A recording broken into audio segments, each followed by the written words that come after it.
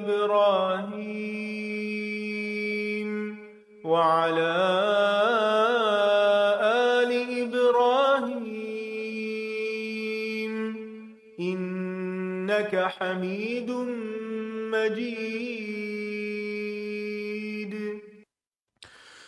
لقد من الله على المؤمنين إذ بعث فيهم رسولا من أنفسهم يتلو عليهم آياته ويزكيهم ويعلمهم الكتاب والحكمة وإن كانوا من قبل لفي ضلال مبين.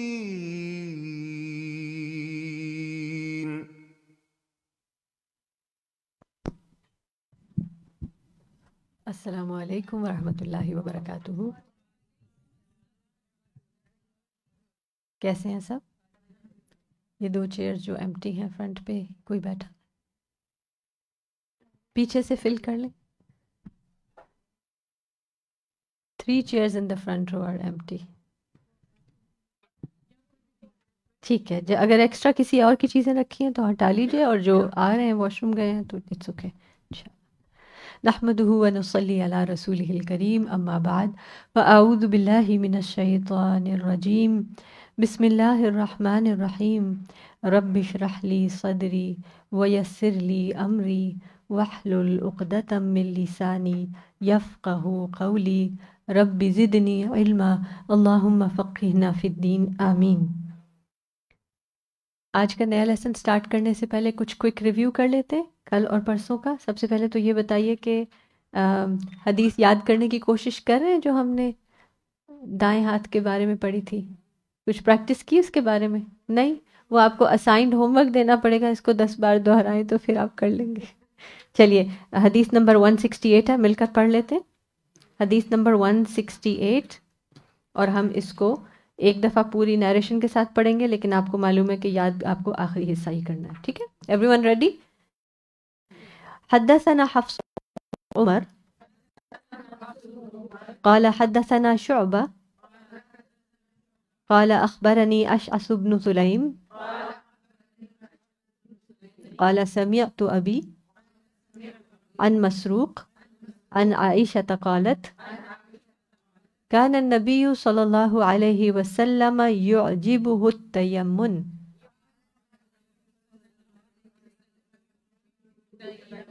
في تنعله وترجله وطهوره وفي شأنه كله.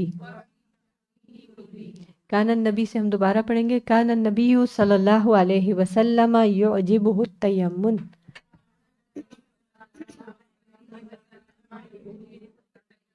في تنعله وترجله وطهوره وفي شأنه كله. اب اس کو یاد رکھنے کے لیے بہت ہی آسان ہے نا. آپ پہلا سیگمنٹ کان النبی صلی اللہ علیہ وسلم یعجبہ التیمم، معنی بتائیں. نبی صلی اللہ علیہ وسلم پسند فرماتے تھے دائیں طرف سے ابتدا کرنا، دائیں طرف سے ابتدا کرنا. ٹھیک ہے، پھر اس کے بعد اپنی فنگر پہ آپ کاؤنٹ کر لیں گے کیا چیزیں. فی تنعلہ، جوتا پہننے میں، و ترجلہ، اور کنگھی کرنے میں، و طہورہ، اور پاکی حاصل کرنے میں، وفی شأنہ کلہ، اور اپنی ہر طرح کے کاموں میں. ٹھیک ہے نا. تو یہ آپ اگر فنگرز کے ساتھ کریں گے تو آپ کو انشاءاللہ ورڈ بھی یاد ہو جائیں گے. اور اس کا مطلب یہ نہیں ہے کہ صرف یہ 3 جو کام یہاں لکھے ہوئے ہیں اسی میں، باقی بھی زندگی میں شأنہ کلہ میں کیا آ گیا، سبھی چیزیں آ گئیں.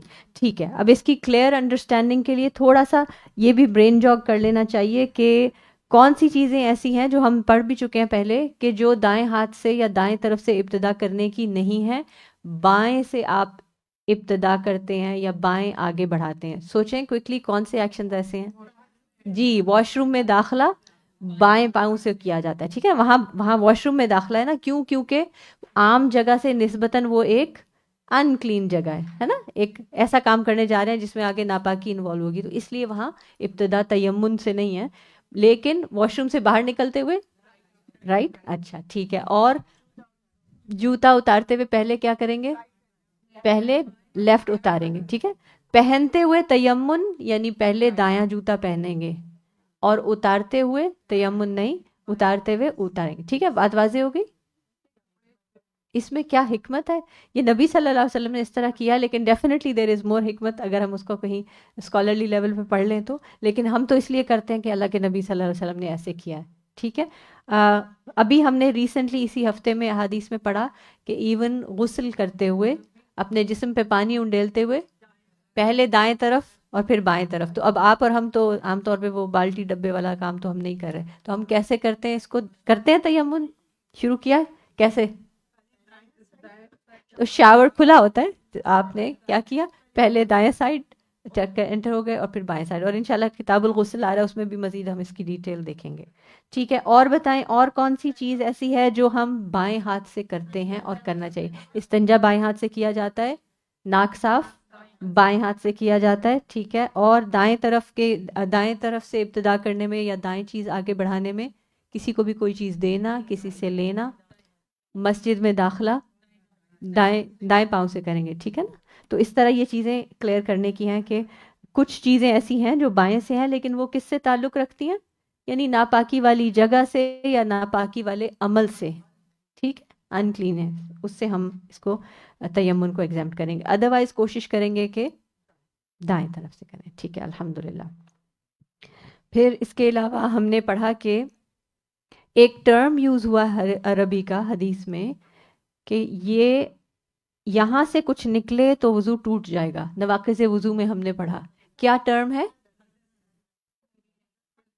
اچھا چلیں, یہ آپ نے ایک اور سوال اس میں سے پیدا کر لیا. حدث کسے کہتے ہیں؟ نہیں, اچھا سوچ لیں آرام سے. پچھلے سوال کا جواب یہ تھا کہ ڈیش سے کچھ نکلے تو وضو ٹوٹ جائے گا, وہ کیا ٹرم ہے؟ سبیلین. سبیلین, ٹھیک ہے. سبیلین کا مطلب ہے دو راستے, ٹھیک ہے. سبیل کا لفظ تو کامن ہے, قرآن کریم میں بار بار آتا ہے نا, سبیل راستہ. سبیلین دو راستے. کون سے دو راستے؟ جو ہمارے جسم سے فلتھ کے اخراج کے ہیں, جس میں ہمارا یورین اور دوسری چیز پاس ہوتی ہے, تو وہ سبیلین کہلاتے ہیں, ٹھیک ہے. تو یہاں سے کچھ بھی نکلے گا تو وضو ٹوٹ جائے گا, ٹھیک, الحمدللہ. اور کیا ہنسنے سے وضو ٹوٹ جاتا ہے؟ کیا ہنسنے سے نماز ٹوٹ جاتی ہے؟ ہاں یہ یاد رکھیں, ہنسنے سے نماز ٹوٹ جاتی ہے, وضو نہیں ٹوٹتا, ٹھیک ہے. کیونکہ کچھ لوگ سوچتے ہیں کہ ہنسنے سے وضو ہی ٹوٹ جاتا ہے. نہیں, ہنسنے سے وضو نہیں ٹوٹتا. اگر نماز کے دوران زخم پھوٹ جائے, آپ کوئی بھی جسم زخم سے, ناٹ دا پرائیویٹ پارٹ, لیکن جسم سے کہیں سے خون نکل آئے, تو نماز ٹھیک ہے یا ٹھیک ہے جاری رہے گی, ٹھیک ہے. کیا اس سے وضو ٹوٹ جائے گا؟ وضو بھی نہیں ٹوٹے گا, نماز بھی نہیں ٹوٹے گی, ٹھیک ہے, الحمدللہ. کیا منہ سے خون آنے سے وضو ٹوٹ جاتا ہے؟ نہیں, آ جاتا ہے, ہمارے اکثر اس طرح کے معاملات ہو جاتے ہیں, ٹھیک ہے. اگر نماز پڑھتے ہوئے یہ احساس ہو کہ ہم نے وضو نہیں کیا تھا, یاد آ جائے کہ ہم نے وضو کے بغیر نماز پڑھی, پھر کیا کریں گے؟ جہاں ہیں وہیں سے چھوڑ دیں اور جا کے وضو کر کے پھر آ کے نماز پڑھیں گے, ٹھیک ہے, بات واضح؟ اوکے, الحمدللہ, ٹھیک ہے. اب آپ مجھے دیں گے ان پوائنٹس کے علاوہ جو آپ نے اس ہفتے نوٹ کیا. میں نے بتایا تھا نا کہ آپ لوگوں نے نوٹ کرنے, کیونکہ یہ عمل سے تعلق رکھتے ہیں بہت اسٹرانگلی. جی سسٹر کمل, ان کو پلیز مائک دے دیجیے.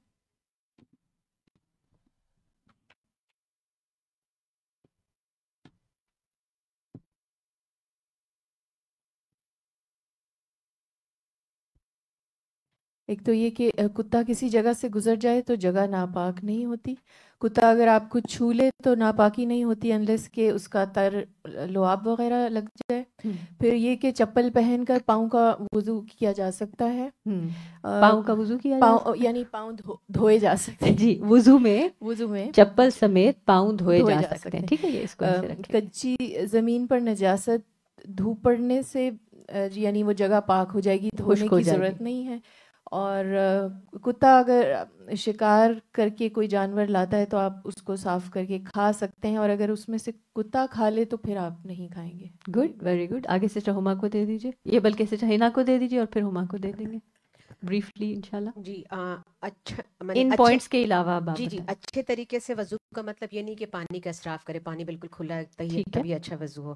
اور یہ جو 1 سے لے کر 3 تک کی جو وضو کا ملتا ہے ہمیں، وہ ہمارے ڈپینڈنگ آن کنڈیشنز بھی سم ٹائم ہے کہ آئی کین ڈو اٹ، سو چلو 1 کر لیتے ہیں. جیسے آج یہ مجھے پتا تھا تو میں اپنے بیٹے کو بتا رہی تھی کہ اسکول میں کیسے کروں، تو نا یو ٹرائی 1 ٹائم اونلی. صحیح، بالکل صحیح. ہاں گڈ. جی ایک ہی وضو میں اگر اعضاء کی دھونے کی تعداد اوپر نیچے ہو جائے تو نو پرابلم. جی بالکل ایسا بھی. اور حج اور عمرے کے لیے اگر نکلیں تو گھر سے پورے تیار ہو کے نکلیں. اور کہ میں نے پیچھے والا بھی نوٹ کر لیا تو اس میں یہ کہ احرام باندھ کے تیار ہو کے نکلے، جب میقات کے وقت پہ آپ تلبیہ اس وقت تلبیہ وہاں پکاریں گے، ہم میقات پہ آئیں گے. ٹھیک ہے، یعنی کہ اس وقت کریں تاکہ سہولت رہے. یہ بتائیں کیا انسانی بال پاک ہیں؟ اگر وہ کسی پانی میں گر جائیں تو کیا اس پانی سے وضو ہو سکتا ہے؟ جی ٹھیک ہے، پاک ہے. اگر کھانے میں بال تو کسی کی پلک کا کسی کوئی ایسا بال نکلا تو وہ کھانا پھینک دینا چاہیے، ناپاک ہو جاتا ہے. ٹھیک ہے، بال نکال دیں، بس بال نکال دینا چاہیے. ٹھیک ہے، الحمدللہ. جی جیسے بلڈ کے بارے میں ہم نے ابھی پڑھا کہ اگر نکل آئے تو وضو نہیں ٹوٹے گا، تو اگر کپڑوں پہ لگا ہوا ہو. جی اگر ہمارے ہی جیسے کہیں ہلکا سا کٹ لگ گیا اور اس سے کپڑوں پہ لگ گیا تو وہ کیونکہ نجس نہیں ہے تو اس سے وضو نہیں ٹوٹے گا. بہرحال یہ کہا جاتا ہے کہ ہم نے پڑھا بھی ہے اور آگے بھی انشاءاللہ اس کی مزید وضاحت آئے گی کہ جیسے اگر آپ جب جانور ذبح کرتے ہیں اور اس کا دمم مسفوحہ کی جہاں بات قرآن کریم میں آتی ہے تو وہ پاک نہیں ہے، تو اس کو کیا کرنا ہے، انلیس کہ بہت تھوڑا بہت چھینٹا کہیں ہو تو ٹھیک ہے، لیکن اگر کسی کے جسم پہ بہت زیادہ خون لگ گیا جانور کا تو پھر وہ بہتر ہے کہ وہ لباس دھو لے یا بدل لے اور پھر نماز ادا کرے. ٹھیک ہے جی. اچھا، اور ہم نے جو ٹیوزڈے کو پڑھی تھی نا، اس میں یہ بھی تھا کہ آپ صلی اللہ علیہ وسلم نے جو ہے وہ حج کے لیے جو طواف کرتے تھے تو 2 کونوں کو یا اس کو نا رکن یمانی اور حجر اسود کو ہاتھ لگایا تھے، اور زرد رنگ کا وہ استعمال کرتے تھے، خضاب. ٹھیک ہے، اور اس میں اب یہ بھی پڑھا کہ جب شکاری کتے کو بھیجتے تھے تو اس میں بسم اللہ پڑھ کے اس کو بھیجنا ہے کہ اگر وہ شکار کرنے جا رہا ہے، اگر وہ اس نے اس کو کھایا نہیں ہے تو وہ ہم استعمال کر سکتے ہیں، اور اگر اس نے اس کو کھا لیا ہے تو وہ پھر ہمارے استعمال کے. بالکل. اور بسم اللہ پڑھے بغیر اگر بھیج دیا تو 2 کتے ہاں پھر بھی نہیں کھاتے. نہیں، ایون اگر آپ نے بھی سدھایا ہوا تھا لیکن آپ نے بسم اللہ نہیں پڑھی تو پھر وہ نہیں ہوگا نا، کیونکہ اللہ کا نام لینا ضروری ہے اس پہ. تو الحمدللہ. گڈ. کوئی اور پوائنٹ رہ گیا کسی کے لیے، کسی نے نوٹ کیا تو؟ جی سسٹر وینا. مجھے جو ایک چیز بہت اچھی بھی لگی اور تھوڑا سا عمل بھی کرنا شروع کیا کہ آپ اچھے سے وضو کر کے نکلیں اور پھر اپنے دل سے بھی باتیں نہ کریں اور پھر نماز کے لیے کھڑے ہو جائیں اور پوری کوشش کریں کہ اللہ سے کنیکشن اسٹارٹنگ فرام وضو ٹو اینڈ آف 2 رکعت آپ کا قائم رہے. ہاں بالکل. اللہ کرے کہ ہم اپنے نفس سے باتیں کرنی ذرا کم کر دیں. باتیں کرنا ویسے اوروں سے بھی کم کر دیں گے اور سیلف ٹاک بھی تھوڑی سی کم کر دیں گے. جی کامنٹ ہے تو دے دیجیے آگے. کوشچن ہے تو I don't know. آج انشاءاللہ آج ویسے ہمارا ارادہ ہے کہ ہم 2 لیسنز کریں گے. اگر انسان ہلکا سا سویا ہوا ہے نا تو اس سے آپ کا وضو نہیں ٹوٹے گا جب تک آپ گہری سلیپ میں نہ چلے جائیں. اور جہاں یہ بات ہوئی تھی بیٹھے بیٹھے اگر آپ گہری سلیپ میں بھی چلے گئے ہیں تو پھر آپ کا وضو نہیں رہا، پھر آپ کو اٹھ کے دوبارہ وضو کرنا ہوگا. جی چلیں. جیسے وہ حضرت عائشہ کی حدیث تھی نا کہ وہ نفل پڑھ رہی تھی اور حضرت اسماء نے ان سے باتیں کی. جی تو نفل میں جیسے وہ اشارہ کر رہی تھی. جی سو یو کین کر سکتے ہیں. یہ ہم نے فقہ الصلاح میں پڑھا تھا کہ نیسیسری موومنٹ کر سکتے ہیں. بہت زیادہ نہیں کریں گے اشارے، لیکن جی نیسیسری. ہلکا سا انہوں نے سر ہلایا تھا یا انگلی اٹھائی تھی آسمان کی طرف. جی ایک نوٹ یہ میں نے کیا کہ جب آپ اگر پانی بہت گندا ہے آپ نہیں کر اس میں کلی آپ نہ کریں تو آپ کا وضو ہو سکتا ہے.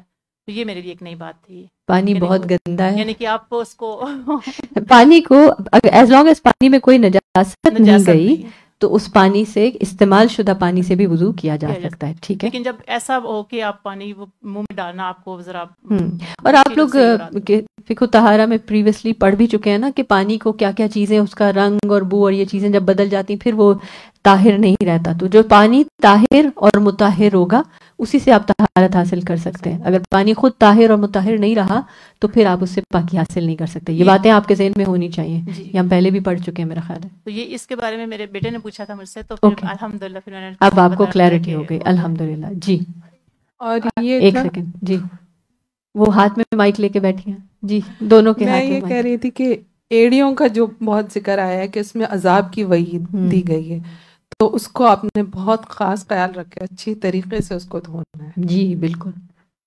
Sister Asiya, I have a question. جیسے یہ کہ آپ وضو کریں and then without even talking to you or like thinking about anything else then say the namaz. So my question is, جیسے many people among us including myself وضو کر لیتے ہیں and then I come here and then I go to my work and I talk to people, اس میں rail بھی دیکھ لیا اور پھر اسی سے میں نماز بھی پڑھ لیتی ہوں. ہاں وہ تو ہم سبھی اس طرح کرتے ہیں. وہ تو یہ بالکل ہم سے ایکسپیکٹڈ نہیں ہے کہ ہم کوئی انجیلک فارم بن جائیں گے کہ وضو کے بعد نہ دنیا سے بات کریں گے نہ آپ. یہ بات نہیں, یہ تو وضو کر کے تو آپ دنیا کے سارے کام کریں گے, اس میں تو کوئی حرج نہیں ہے. جی جی یہ اس دن کلاس میں بات ہوئی تھی جب ہم نے یہ حدیث پڑھی تھی. ٹھیک ہے انشاءاللہ بالکل تیار ہوتے ہیں. آگے ہم اپنے لیسن میں آگے بڑھیں گے باب نمبر 40 سے انشاءاللہ. باب استعمال فضل. فضل آتا ہے زائد کو.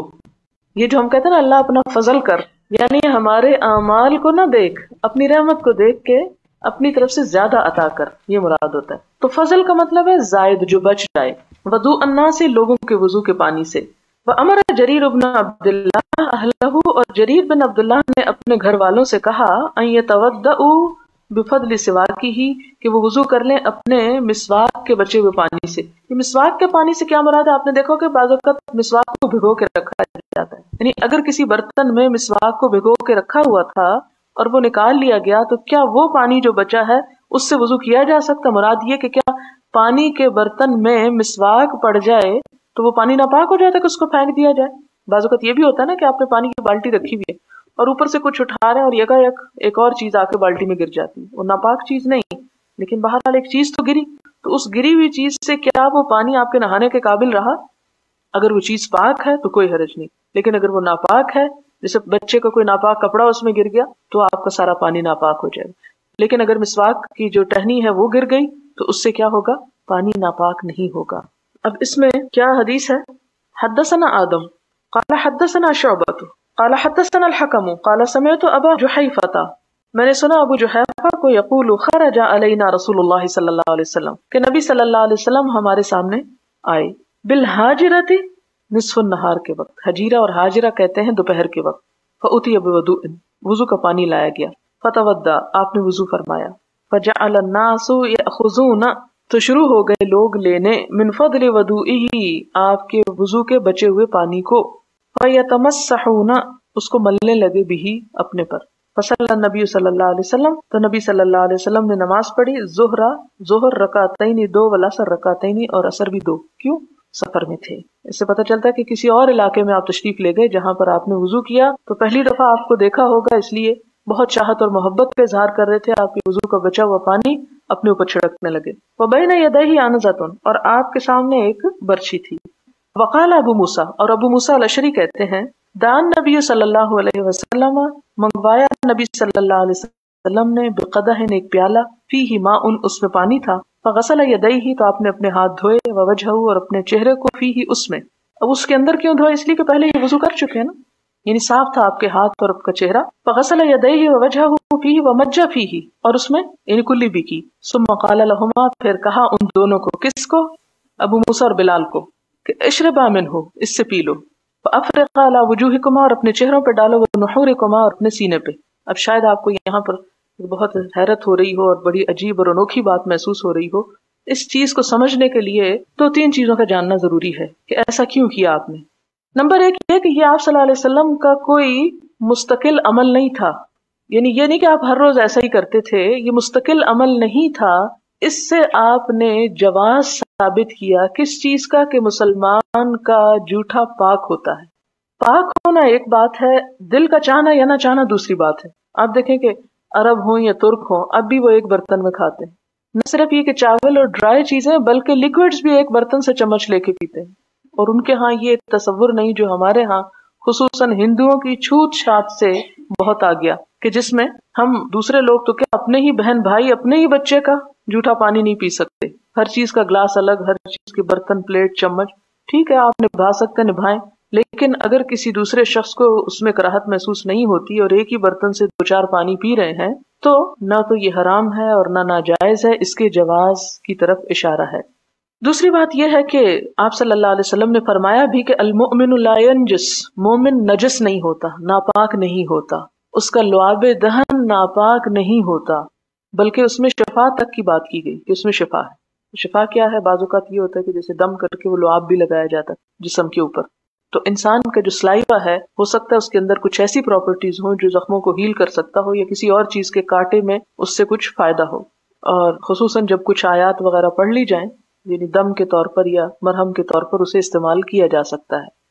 پھر اسی طرح یہ بات ہے کہ اگر پانی تھوڑا ہو، قلیل ہو، تو اس صورت میں ضروری نہیں کہ ہر شخص کا الگ لوٹا ہو، ایک ہی بالٹی سے بہت سارے لوگ جو ہیں وہ وضو کر سکتے ہیں. اور وضو کر کے یہ نہیں کہ بالٹی کے اندر ہی پانی پھینکیں گے یعنی ہاتھ وغیرہ ڈالیں گے تو اس سے پانی جو ہے ناپاک نہیں ہوگا. لیکن یہ یاد رکھیے کہ متعدد احادیث میں یہ آیا کہ آپ صلی اللہ علیہ وسلم نے ہاتھ ڈالنے سے پہلے ہاتھوں کو الگ سے دھویا، لیکن اگر ہاتھ پاک ہے اور دھلا ہوا ہے تو بالٹی میں یا کسی بھی برتن میں یا طور، تست، تسلا یا چلمچی یا جو بھی آپ اس کو بولیں اس میں پانی ڈال کے جب ہاتھ سے نکالا جاتا ہے تو ہاتھ پڑنے سے وہ پانی ناپاک نہیں ہوتا. کیوں؟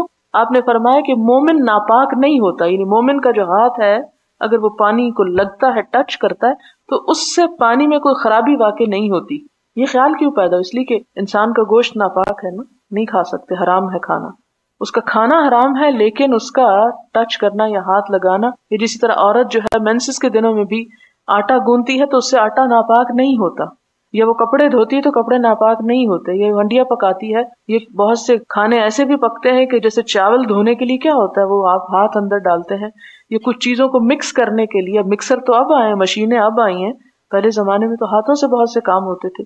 اس طرح مکھن نکالنے کے لیے آپ دیکھیں کہ ہاتھ استعمال ہوتے ہیں اور اس میں کبھی وضو ہوتا ہے، کبھی نہیں ہوتا، کبھی پیریڈز ہوتے ہیں. تو ایسی صورت میں بتانا کیا مقصود ہے کہ اس ہاتھ کا استعمال کرنا کسی چیز کو جھوٹا یا ناپاک نہیں کرتا، کیونکہ ہاتھ سے یا جسم سے کچھ نہ کچھ اسکن کے اندر سے نکلتا تو ہے نا جب آپ کرتے ہیں. اسی طرح پسینہ بھی ناپاک نہیں ہے. اب ناپاک ہونا ایک بات ہے اور اس چیز کے استعمال پہ دل چاہنا یا نہ چاہنا یہ دوسری بات ہے. اب اسی طرح نبی صلی اللہ علیہ وسلم نے جو حکم دیا تھا ان کو اس پانی کے اپنے جسم پہ چھڑکنے کا تو یہ برکت کے لیے تھا. اس میں نہ تو یہ فرض ہے، نہ سنت ہے، نہ واجب ہے، بس ایک مستحب امر ہے. اگر کوئی کرنا چاہے تو اس کے لیے اس میں جواز ہے. اور ایک دفعہ آپ نے ایسا کر کے کیوں دکھا دیا کہ اگر آپ ایسا نہ کرتے تو لوگ اس کی حرمت کو نہ توڑتے، یعنی جواز پیدا کرنے کے لیے آپ نے ایسا کیا. اس کی مزید وضاحت اس حدیث سے ہوتی ہے. حدثنا علی بن عبد اللہ قال حدثنا یعقوب بن ابراہیم بن سعد قال حدثنا ابی عن صالح عن ابن شهاب قال اخبرني محمود بن الربيع قال وهو الذي مج رسول الله صلی اللہ علیہ وسلم في وجهه. یہ محمود بن ربیع وہی ہیں جن کے چہرے پہ آپ صلی اللہ علیہ وسلم نے ایک کلی کی پھوار پھینکی تھی. وهو غلام اور وہ بچے تھے، من بئرهم انہی کے کنویں سے لے کے پانی. وقال عروۃ اور عروہ کہتے ہیں ان المسوری مسور سے وغیرہ مسور وغیرہ سے، مسور بن مخرمہ سے کیا کہتے ہیں؟ یصدق کل واحد منہما صاحبہ کہ ان میں سے ہر ایک اپنے ساتھی کو سچا کہہ رہا ہے، یعنی یہ روایت سچی ہے، مراد یہ ہے. یعنی یہ اتنی ساری باتیں پہلے کرنے کا مطلب کیا ہے کہ جو کچھ کہا جا رہا ہے وہ بالکل درست ہے. وَإِذَا تَوَضَّأَ النَّبِيُّ صلی اللہ علیہ وسلم کہ نبی صلی اللہ علیہ وسلم جب وضو کرتے تھے کادو یقتتلون علی وضوئہ تو لگتا تھا کہ لوگ آپ کے وضو کے پانی پر لڑ پڑیں گے، جھگڑ اٹھیں گے کہ وہ مجھے چاہیے اور مجھے لینا ہے اور مجھے ملنا ہے. یہ کس موقع اور کس واقعے اور کس قصے کا ذکر ہے یہاں پر؟ آپ کو معلوم ہوگا کہ صلح حدیبیہ میں آپ صلی اللہ علیہ وسلم کے ساتھ 1400 صحابہ کا قافلہ تھا اور وہاں پر کفار نے ان کو عمرہ نہیں کرنے دیا تھا. اور اس وقت کیا ہوا، جب عمرہ نہیں کرنے دے رہے تھے، اندر نہیں آنے دے رہے تھے، تو مسلمانوں اور قریش کے درمیان ایلچی آ جا رہے تھے، سفارت ہو رہی تھی، میسیجز ایک سے دوسری جگہ جا رہے تھے، نیگوشیشن ہو رہی تھی کہ کسی طرح وہ عمرہ کرنے دیں. اب انہی میں ہم دیکھتے ہیں کہ عروہ بن مسعود الثقفی جو اس وقت مسلمان نہیں تھے وہ حضور صلی اللہ علیہ وسلم کے پاس گفتگو کرنے کے لیے آیا.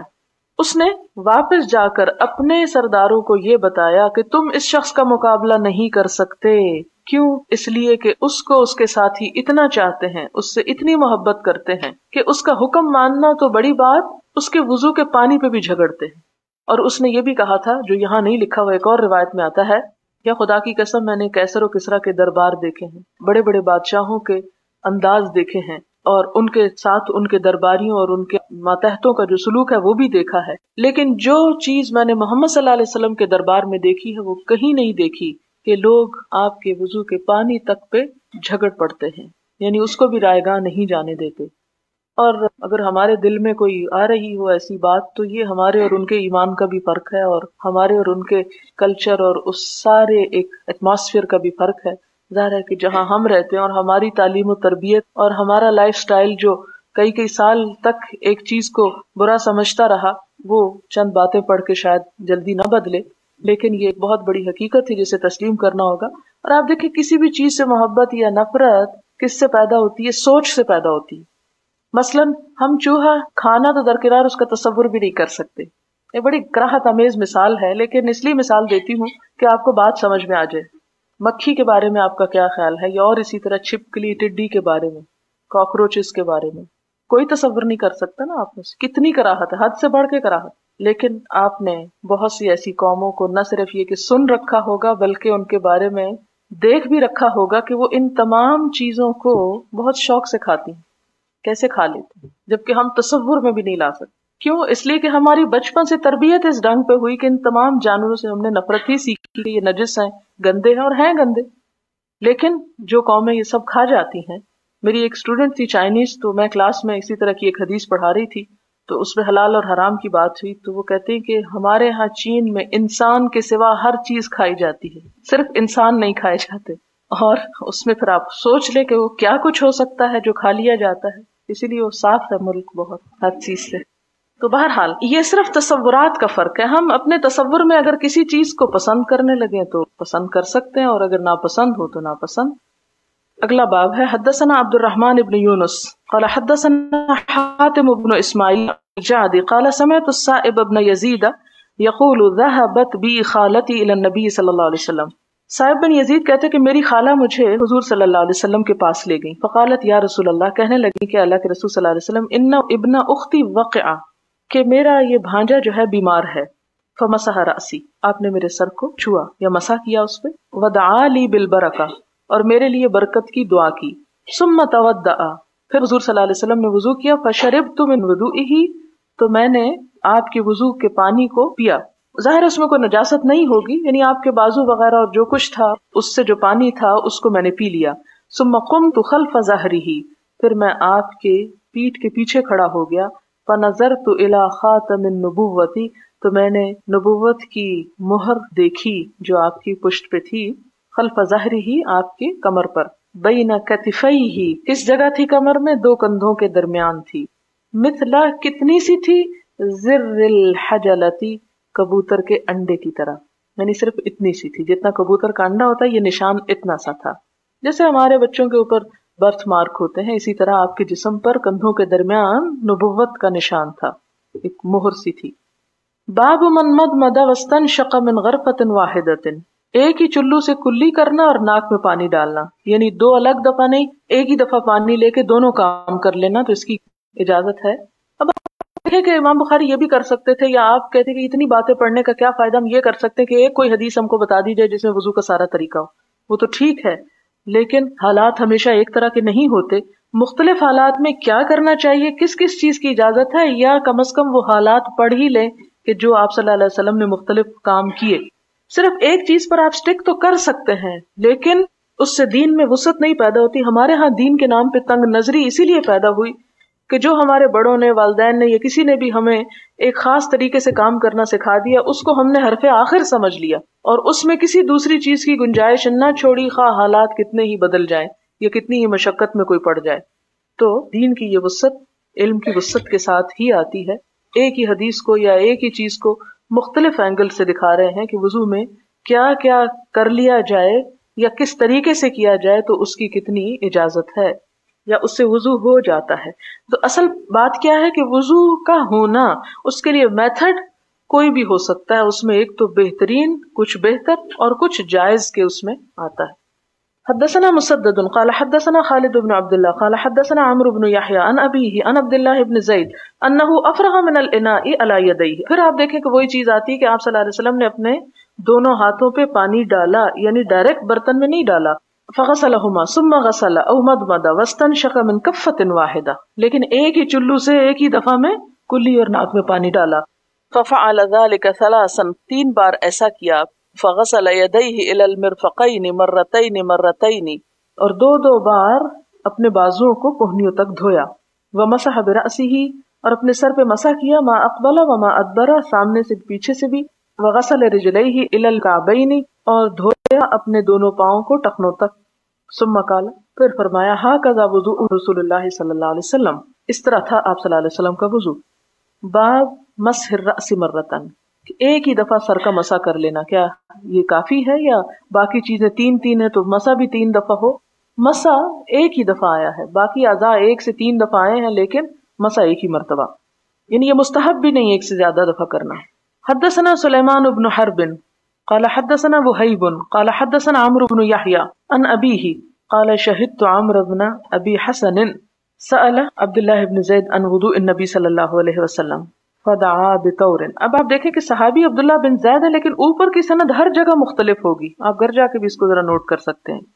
فدعا بطور من ماء فتودع لهم فكفأ على يديه، دونوں ہاتھوں پہ آپ نے پانی انڈیلا. فغسلهما ثلاثا ثم ادخل يده في الاناء فمضمض واستنشق واستنثر ثلاثا بثلاث غرفات من ماء، کیونکہ یہ پیچھے گزر چکی اس لیے اس کو صرف پڑھوں گی. ثم ادخل يده فغسل وجهه ثلاثا ثم ادخل يده في الاناء فغسل يده الى المرفقين مرتين ثم ادخل يده في الاناء فمسح برأسه فاقبل بيديه وادبر بهما ثم ادخل يده فغسل رجليه. حدثنا موسى قال حدثنا وہیب قال مسح رأسه مرتن، کہ آپ صلی اللہ علیہ وسلم نے مسح ایک ہی مرتبہ کیا. باب وضوء الرجل مع امرأته، وضو کرنا مرد کا اپنی بیوی کے ساتھ، یعنی کیا دونوں مل کے وضو کر سکتے ہیں ایک برتن سے؟ وفضل وضوء المرأة، اور اگر عورت پہلے وضو کر لے تو اس بچے ہوئے پانی سے مرد کر سکتا ہے. وتوضأ عمر بالحمیم، اور عمر رضی اللہ تعالیٰ عنہ نے گرم پانی سے وضو کیا، یعنی کیا پانی اگر ٹھنڈا یا گرم ہو تو اس سے بھی کوئی وضو پہ فرق پڑ سکتا ہے؟ یہ اتنی ساری باتیں شاید اس لیے لکھ دی گئی بہت سو سال پہلے کہ بعد میں لوگ ایسے آئیں گے جو اتنی چھوٹی چھوٹی چیزوں پر دین میں اختلاف کریں گے کہ نہیں جی وضو تو صرف ٹھنڈے پانی سے ہو سکتا ہے، اس لیے کہ آپ صلی اللہ علیہ وسلم نے کبھی گرم پانی نہیں استعمال کیا. تو اس لیے یہ روایات آ گئیں تاکہ جو کام ہم کریں ان کے دائرے میں اطمینان کے ساتھ کریں اور دین میں زیادہ سختیاں نہ پیدا کریں. اور ومن بیت نصرانیت، عیسائی عورت کے گھر سے وضو کیا، یعنی کافروں کے گھر کا پانی پاک ہی ہوتا ہے، اس لیے کہ پانی تو اللہ تعالیٰ کا ہے نا. تو یہاں خاص طور پر عورت کا ذکر اس لیے کیا گیا کیونکہ عورت کو ایک ناپاک چیز سمجھا جاتا تھا. اور دوسری بات یہ کہ اگر شوہر اور بیوی دونوں وضو کرنا چاہتے ہیں اور بیوی نے پہلے کر لیا تو اس سے کوئی قیامت نہیں آ جائے گی اور شوہر کی عزت میں کوئی فرق نہیں پڑ جائے گا، یا اس کا استعمال شدہ پانی دوسرا استعمال کر لے تو اس سے کوئی گناہ نہیں ہے، سب جائز ہے. حدثنا عبد الله بن يوسف قال اخبرنا مالك عن نافع عن عبد الله بن عمر انه قال كان الرجال والنساء يتوضؤون في زمان رسول الله صلى الله عليه وسلم جميعا، تھے مرد اور عورتیں یتوضؤون وضو کرتے فی زمان رسول اللہ، نبی صلی اللہ علیہ وسلم کے زمانے میں، جميعا مل کر، یعنی ایک ہی حوض سے یا ایک ہی جگہ سے باری باری وضو کر لیتے تھے، یا بعض اوقات اکٹھے بھی. بعض اوقات آپ کسی مسجد میں جاتے ہیں، دوسری طرف آدمی بیٹھے ہوئے وضو کر رہے ہیں اور اس طرف آپ کر رہے ہیں، تو اس میں پانی اگر ایک ہی جگہ سے آ رہا ہے، کوئی ایک نہر ہے یا ایک چشمہ ہے یا ایسی جگہ ہے کہ جہاں سب کے ہاتھ پڑ رہے ہیں، تو مرد کا ہاتھ پڑنے سے عورت کے لیے پانی حرام نہیں ہوتا، یا عورت کا ہاتھ پڑنے سے مرد کے لیے وہ پانی استعمال کرنا ناجائز نہیں ہوتا، یعنی اس سے کیا جا سکتا ہے. سوال ہے کہ حدیث میں حضرت عبداللہ بن عمر کے 4 عمل بتائے گئے جو اتباع سنت کے طور پہ وہ کرتے تھے، جبکہ راوی عبید بن جریج کہتے ہیں کہ میں نے کسی کو یہ عمل کرتے نہ دیکھا. یہ بات سمجھ نہیں آئی کہ دیگر صحابہ میں سے کسی اور نے یہ عمل کیوں نہ کیے.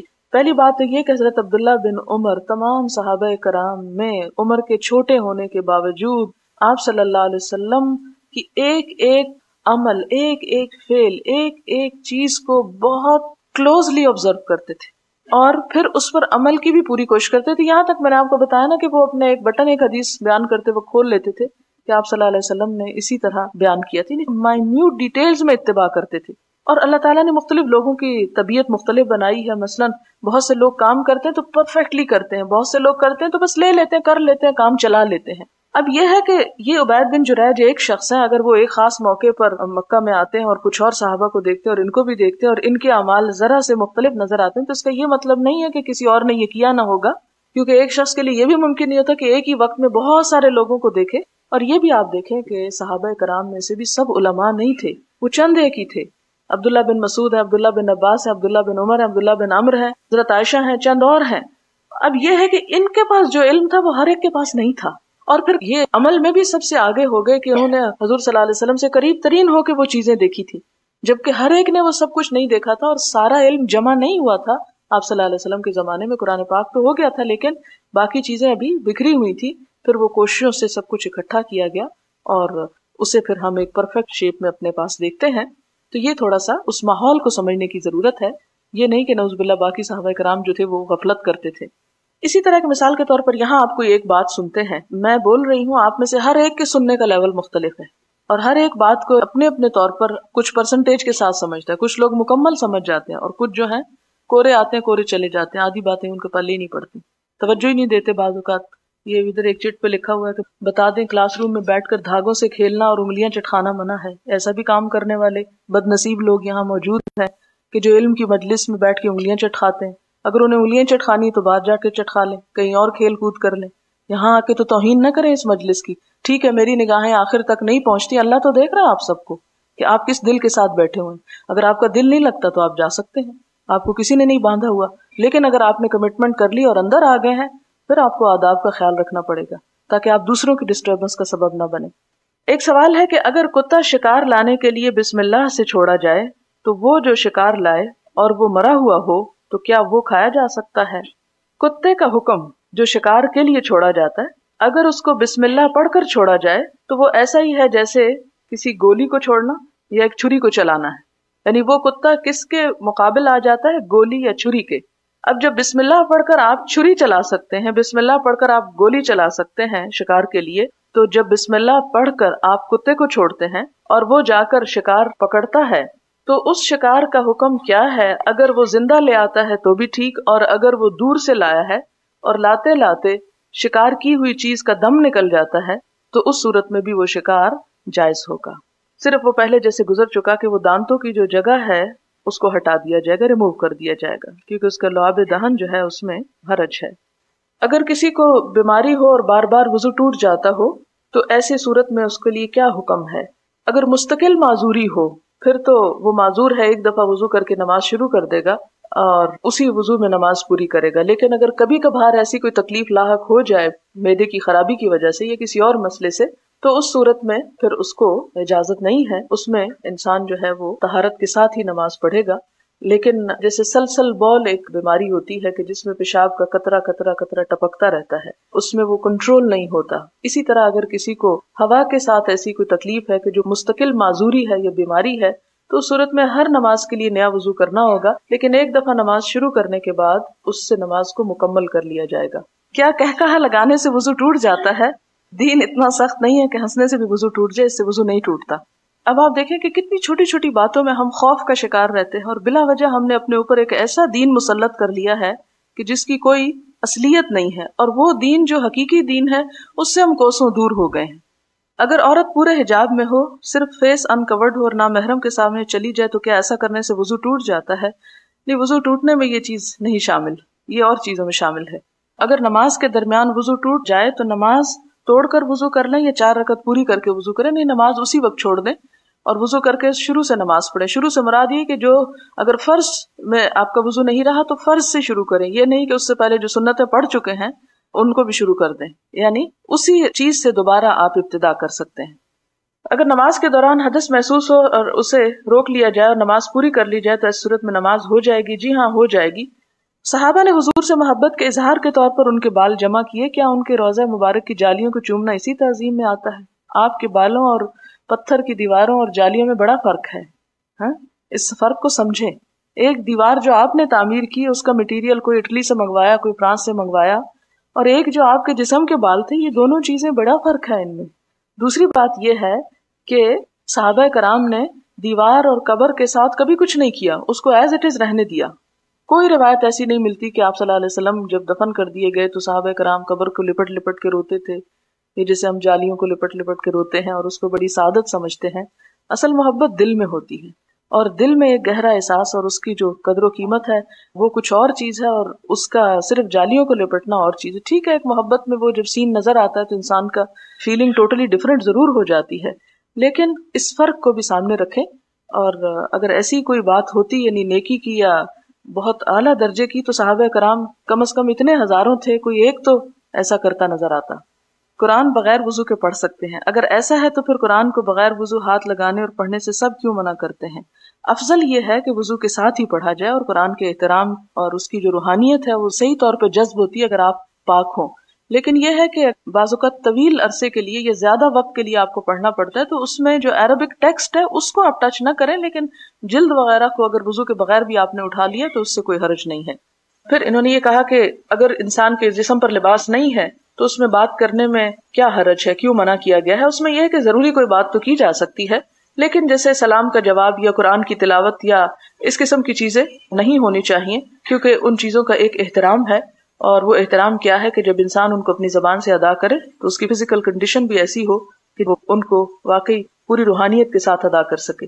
اسی طرح وہ جو خاص موقع پہ دعا پڑھنے کے لیے، اس میں تو اللہ کا نام ہے. پھر آپ کا سوال شاید اگلا یہ ہو کہ کیا وہ دعا ایسی حالت میں پڑھی جا سکتی ہے؟ تو اس میں ایک اور حدیث آتی ہے جس میں آپ صلی اللہ علیہ وسلم نے ایسی حالت میں بھی کپڑا اوڑھنے کے لیے کہا ہے، یعنی بالکل نیکڈ نہیں ہو سکتے. یعنی ڈریس نہیں ہے تو اور بات ہے، لیکن کوئی نہ کوئی شیٹ یا چادر یا ایسی چیز ضرور ہونی چاہیے. اس کی طرف ایک اور حدیث میں اشارہ ملے گا آپ کو. اکثر لوگوں کو کہتے سنا ہے کہ چوتھائی سر کا مسح کرنے سے مسح ہو جاتا ہے، کیا یہ درست ہے؟ آپ دیکھیں کہ قرآن پاک میں آیا ہے مسح کا حکم، اور حکم کیا ہے؟ وَامْسَحُوا بِرُؤُوسِكُمْ، اپنے سروں کا مسح کرو. اب علماء میں اختلاف ہوا کہ سر سے مراد کتنا سر. امام ابو حنیفہ کہتے ہیں کہ اگر چوتھائی سر کا بھی مسح ہو جائے تو کافی ہے. امام شافعی کہتے ہیں کہ اگر ایک انگلی کے برابر بھی مسح ہو جائے تو کافی ہے. انہوں نے اپنی دلیل کس بنیاد پہ رکھی کہ یہ جو آیت میں آیا ہے وَامْسَحُوا بِرُؤُوسِكُمْ تو بے بمانا باز ہے، جبکہ عربی گرامر میں بے بمانا باز نہیں ہوتی. انسان تھے نا، وہ بھی غلطی ہو سکتی ہے ان سے بھی. لہٰذا جو آپ صلی اللہ علیہ وسلم سے طریقہ ثابت ہے اس میں پورا سر ہی مراد ہے. آپ آگے سے پیچھے تک لے گئے تو رأس جو ہے صرف اتنا رأس نہیں ہوتا. جب سر مراد ہوتی ہے تو یہ سارا حصہ سر مراد ہوتا ہے. حدیث 185 میں مسح الرأس کلہ کا بیان آیا ہے. یہ عمل مردوں کے چھوٹے بالوں کے لیے تو ممکن ہے، خواتین کے لمبے اور بندھے ہوئے بالوں میں اس طرح سر کا مسح کیسے کیا جائے گا؟ تو اس میں چھوٹے بڑے بال کی بات نہیں ہے، اوپر سے وائپ کرنا ہے، نہ کہ اندر کوئی انگلیاں ڈالنی ہیں. سر کے مسح میں کیا چٹیا آئے گی؟ نہیں، چٹیا سر نہیں ہوتی، اسی لیے چٹیا کٹوائی جا سکتی ہے، سر نہیں کٹایا جا سکتا.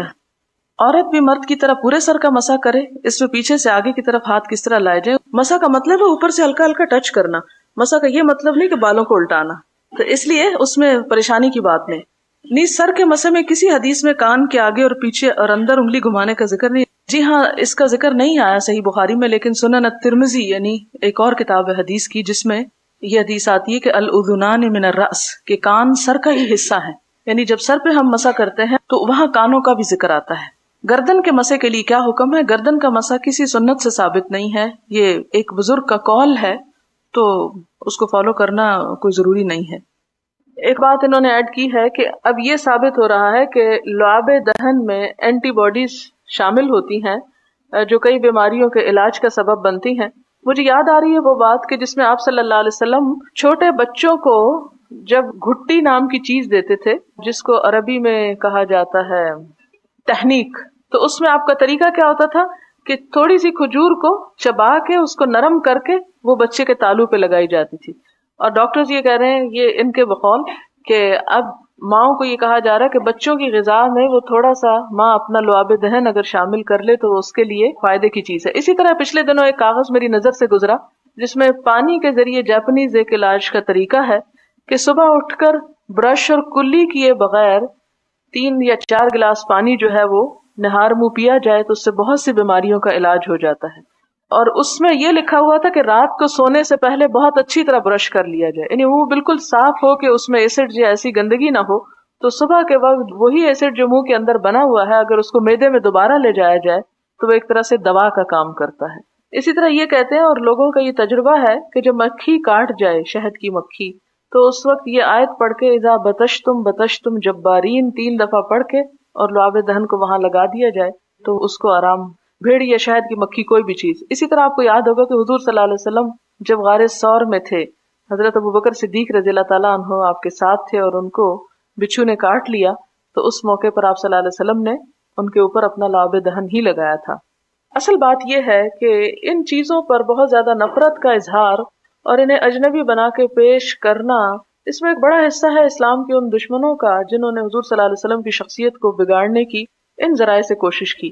اب مثلاً یہ کہ اسلام میں نہانا دھونا اور نہانے کے لیے انتہا درجے کی پاکیزگی اور اس کے شروط اور قاعدے اور حدود وضع کرنا، یہ ایک بہت بہترین چیز تھی، لیکن وہ قومیں جو نہایا ہی نہیں کرتی تھیں اور 6 ماہ نہیں نہاتی تھیں، یا زندگی میں کہتے ہیں 2 ہی دفعہ نہاتے تھے، ایک زندہ ہونے پہ اور ایک مرنے پہ، اور اگر ان میں کوئی شخص نہاتا تو کہتے کہ تم مسلمانوں کی طرح روز روز نہاتے ہو۔ نہانے کو ایک برا فعل سمجھا جاتا تھا، اور اس کے تاریخی ہسٹوریکل ریکارڈز موجود ہیں اس بات پر۔ تو ایسی قوموں کو اسلام کی یہ صفائی ایک آنکھ نہیں بھاتی تھی، لہٰذا ان چیزوں کو مذاق کا نشانہ بنایا گیا اور اسے حقیر کر کے پیش کیا گیا۔ تو اس میں بہت احتیاط کی ضرورت ہے۔ لیکن آپ کی طبیعت نہ مانے تو اسلام نے یہ نہیں کہا کہ فرض ہے اور آپ ضرور جھوٹا کھائیں کسی کا۔ فرض نہیں ہے، نہ سنت ہے، نہ نفل ہے۔ اگر کوئی کھانا چاہے تو اس کے لیے منع نہیں ہے، اور نہ کھانا چاہے تو اس پہ جبر نہیں ہے۔ وضو کرتے ہوئے ناک میں پانی کس ہاتھ سے ڈالنا چاہیے؟ دائیں ہاتھ سے ڈالنا چاہیے، لیکن ناک بائیں ہاتھ سے صاف کرنا چاہیے۔ ایک اور کہتی ہیں کہ میں نے ایک درس میں داخلہ لیا تو انہوں نے ہمیں بتایا کہ شیعہ کے گھر کا پانی پینا گناہ ہے، بے شک نل سے ہی نہ پیا ہو۔ آپ نے بتایا کہ کافر کے گھر سے پانی لے کر وضو کیا جا سکتا ہے، جیسے حضرت عمر کا آپ کے سامنے آیا۔ اب اس بارے میں ذرا بتا دیں کہ ان کا جواب درست تھا یا نہیں۔ میرے خیال میں اس میں آپ میری بات کو نہ لیں، نہ میری رائے کو اختیار کریں، اس میں آپ دیکھیں کہ صحابہ کرام نے کیا کیا۔ دوسری بات یہ کہ نل خواہ کسی شیعہ کے گھر میں ہو یا کسی اور کے گھر میں ہو، وہ نل اس کے اندر سے نہیں آ رہا ہوتا، وہ نل زمین سے آ رہا ہوتا ہے، اس لیے اس نل کا اس شخص سے کوئی تعلق نہیں سوائے اس کے کہ وہ اس کے گھر میں لگا ہوا ہے۔ پھر اسی طرح آپ دیکھیں کہ اسی نفرت نے اور اسی عداوت نے مسلمانوں کو ایک دوسرے سے دور کر دیا ہے۔ دین کی اصل روح یہ ہے کہ مسلمانوں کو ایک دوسرے کے قریب لایا جائے اور سب لوگ نیک نیتی کے ساتھ حق تک پہنچنے کی کوشش کریں۔ میں تو ان ناموں کو لینے سے بھی اعتراض کرتی ہوں، اور آپ کو بھی یہی طریقہ اختیار کرنا چاہیے کہ ہر ایک کو صرف مسلمان کی حیثیت سے جانیں، ناموں میں نہ بانٹیں۔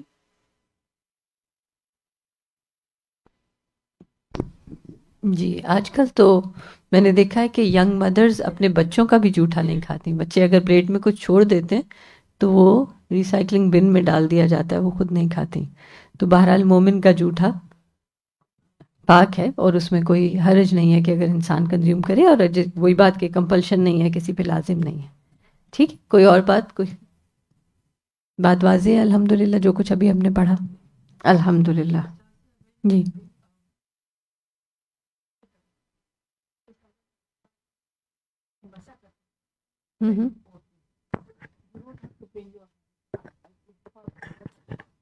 سر سے لے کے پیچھے گردن تک چلے جائیں اور واپس عورت کے لیے لانا، وہ بھی ایکسیپٹیبل ہے۔ جی یعنی اس حدیث جہاں تک ہم نے ابھی تک حدیث پڑھی ہے اس میں یہ ہے کہ پیچھے بھی ہاتھ لے کے گئے اور واپس بھی لے آئے، اور یہ بھی طریقہ ہے کہ آپ صرف پیچھے بھی لے جائیں، ٹھیک ہے۔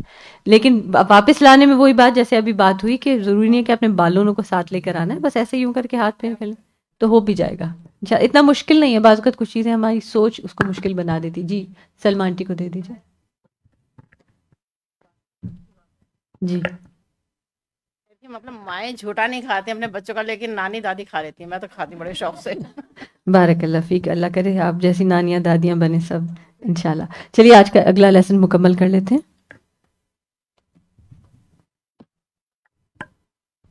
باب سب النبی صلی اللہ علیہ وسلم وضوءہ علی المغمى علیہ۔ سب کا مطلب انڈیلنا، نبی صلی اللہ علیہ وسلم کا وضوءہ اپنے وضو کا پانی، علی المغمى علیہ بے ہوش شخص پر۔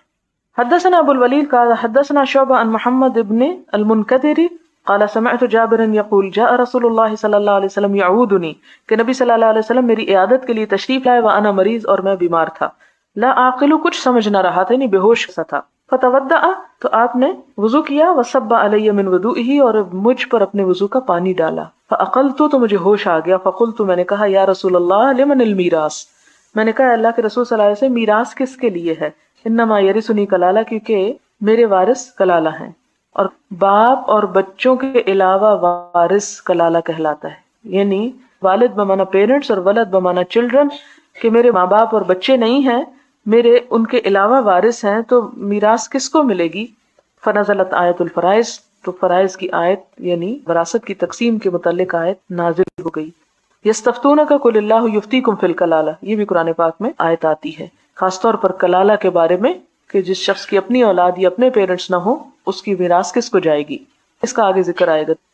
باب الغسل والوضوء فی المخدب، غسل اور وضو لگن میں، مخدب کہتے ہیں لگن. والقدح پیالہ، والخشب لکڑی کا برتن، والحجارت پتھر کا برتن. یعنی اگر چینی کا پیالہ ہو یا پتھر کی کوئی چیز ہو یا لکڑی کی ہو یا کسی اور چیز کی، تو کیا ان سب میں وضو کیا جا سکتا ہے؟ یعنی کچھ منع تو نہیں. حدثنا عبداللہ ابن منیر سمع عبداللہ ابن بکر قال حدثنا حمید عن انس قال حضرت الصلاۃ، نماز کا وقت آ گیا، فقام تو کھڑا ہو گیا، من کانا جو کوئی تھا، قریب الداری اپنے گھر کے قریب، الی اہلی اپنے گھر والوں کی طرف چلا گیا. یعنی نماز کا وقت آیا تو سب صحابہ اپنے اپنے گھروں میں چلے گئے اور جا کے وضو کرنے لگے. وبقی قوم، اور کچھ لوگ بچ گئے، یعنی ان کے گھر دور ہوں گے، کسی اور شہر کے ہوں گے یا قریب گھر نہیں ہوگا، تو اتنا ٹائم نہیں ہوگا کہ نماز کے لیے گھروں پہ جا کے وضو کرے. تو قریب کے گھروں والے تو گھر چلے گئے اور کچھ لوگ آپ کے پاس بیٹھے رہے. فأتي رسول اللہ صلی اللہ علیہ وسلم بمخدب، آپ صلی اللہ علیہ وسلم کے پاس ایک پتھر کی لگن لائی گئی، یعنی پتھر کا برتن. مخدب جو ہوتا ہے خاص طور پر کپڑے دھونے کے لیے استعمال ہوتا ہے. اور یہ بھی اس لیے بات بتا رہی ہوں کہ بعض اوقات جن برتنوں میں کپڑے دھوئے جاتے ہیں انہیں میں پانی بھر لیا جاتا ہے اور پھر اس سے وضو کیا جاتا ہے، تو کپڑے تو ظاہر میلے بھی ہوتے ہیں، تو کیا یہ جائز ہے؟ مثلا ناپاک بھی ہوتے ہیں جیسے بچوں کے کپڑے، تو ان کو اگر پاک کر لیا جائے اور پھر اس میں پانی بھر کے رکھ دیا جائے تو اس پانی سے وضو کیا جا سکتا ہے. تو یہاں آپ کے پاس پتھر کا ایک لگن لایا گیا، فیہ ماء، جس میں پانی تھا. فصغر المخدب، تو وہ مخدب کم پڑ گئی، چھوٹی پڑ گئی، یعنی وہ پانی کا برتن چھوٹا ہو گیا. ان یبسط فیہ کفہ، کہ اس میں آپ کا ہاتھ ڈالا جائے، یعنی اتنا نہیں تھا کہ جس میں آپ کا ہاتھ پھیل جائے، اتنا چھوٹا برتن تھا وہ پتھر کا. فتودع القوم کلہم، لیکن اس کے باوجود یعنی اتنا چھوٹا برتن کہ آپ کا پورا ہاتھ بھی اس میں پھیل کے نہیں آتا تھا، پھر بھی سب لوگوں نے وضو کر لیا. قلنا کم کنتم، ہم نے پوچھا کتنے تھے تم؟ قال 80 وزیادہ، 80 سے زیادہ. یہ حدیث اس حدیث سے ملتی ہے جس میں آپ صلی اللہ علیہ وسلم نے برتن میں ہاتھ رکھے رکھا جب تک کہ سب نے وضو کر لیا، اور حضرت انس کہتے ہیں کہ پانی آپ کی انگلیوں کے نیچے سے پھوٹ رہا تھا. یہ معجزہ ہے آپ کا. حدثنا محمد بن العلاء قال حدثنا ابو اسامہ عن برید عن ابی بردہ موسیٰ ان النبی صلی اللہ علیہ وسلم دعا بقدح فیہ ماء ففیہ ومج فیہ، اس میں ہاتھ دھوئے، منہ دھویا اور اس میں کلی کی. یہ پیچھے بھی شاید ذکر ہو چکا ہے.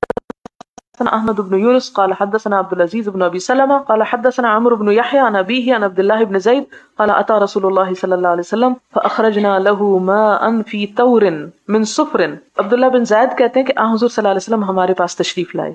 ہم نے کیا کیا؟ ہم نے نکالا آپ کے لیے ایک برتن جو پیتل کا تھا، اس میں پانی ڈال کے دیا آپ کو. یعنی مہمان گئے ہوں گے آپ کے پاس، جیسے عام طور پہ یہ ہوتا ہے کہ گھر میں عام برتن استعمال ہوتے ہیں، جب کوئی مہمان آتا ہے تو خاص برتن نکال کے لایا جاتا ہے. تو یہاں بھی کہتے ہیں اخرجنا، ہم نکال لائے.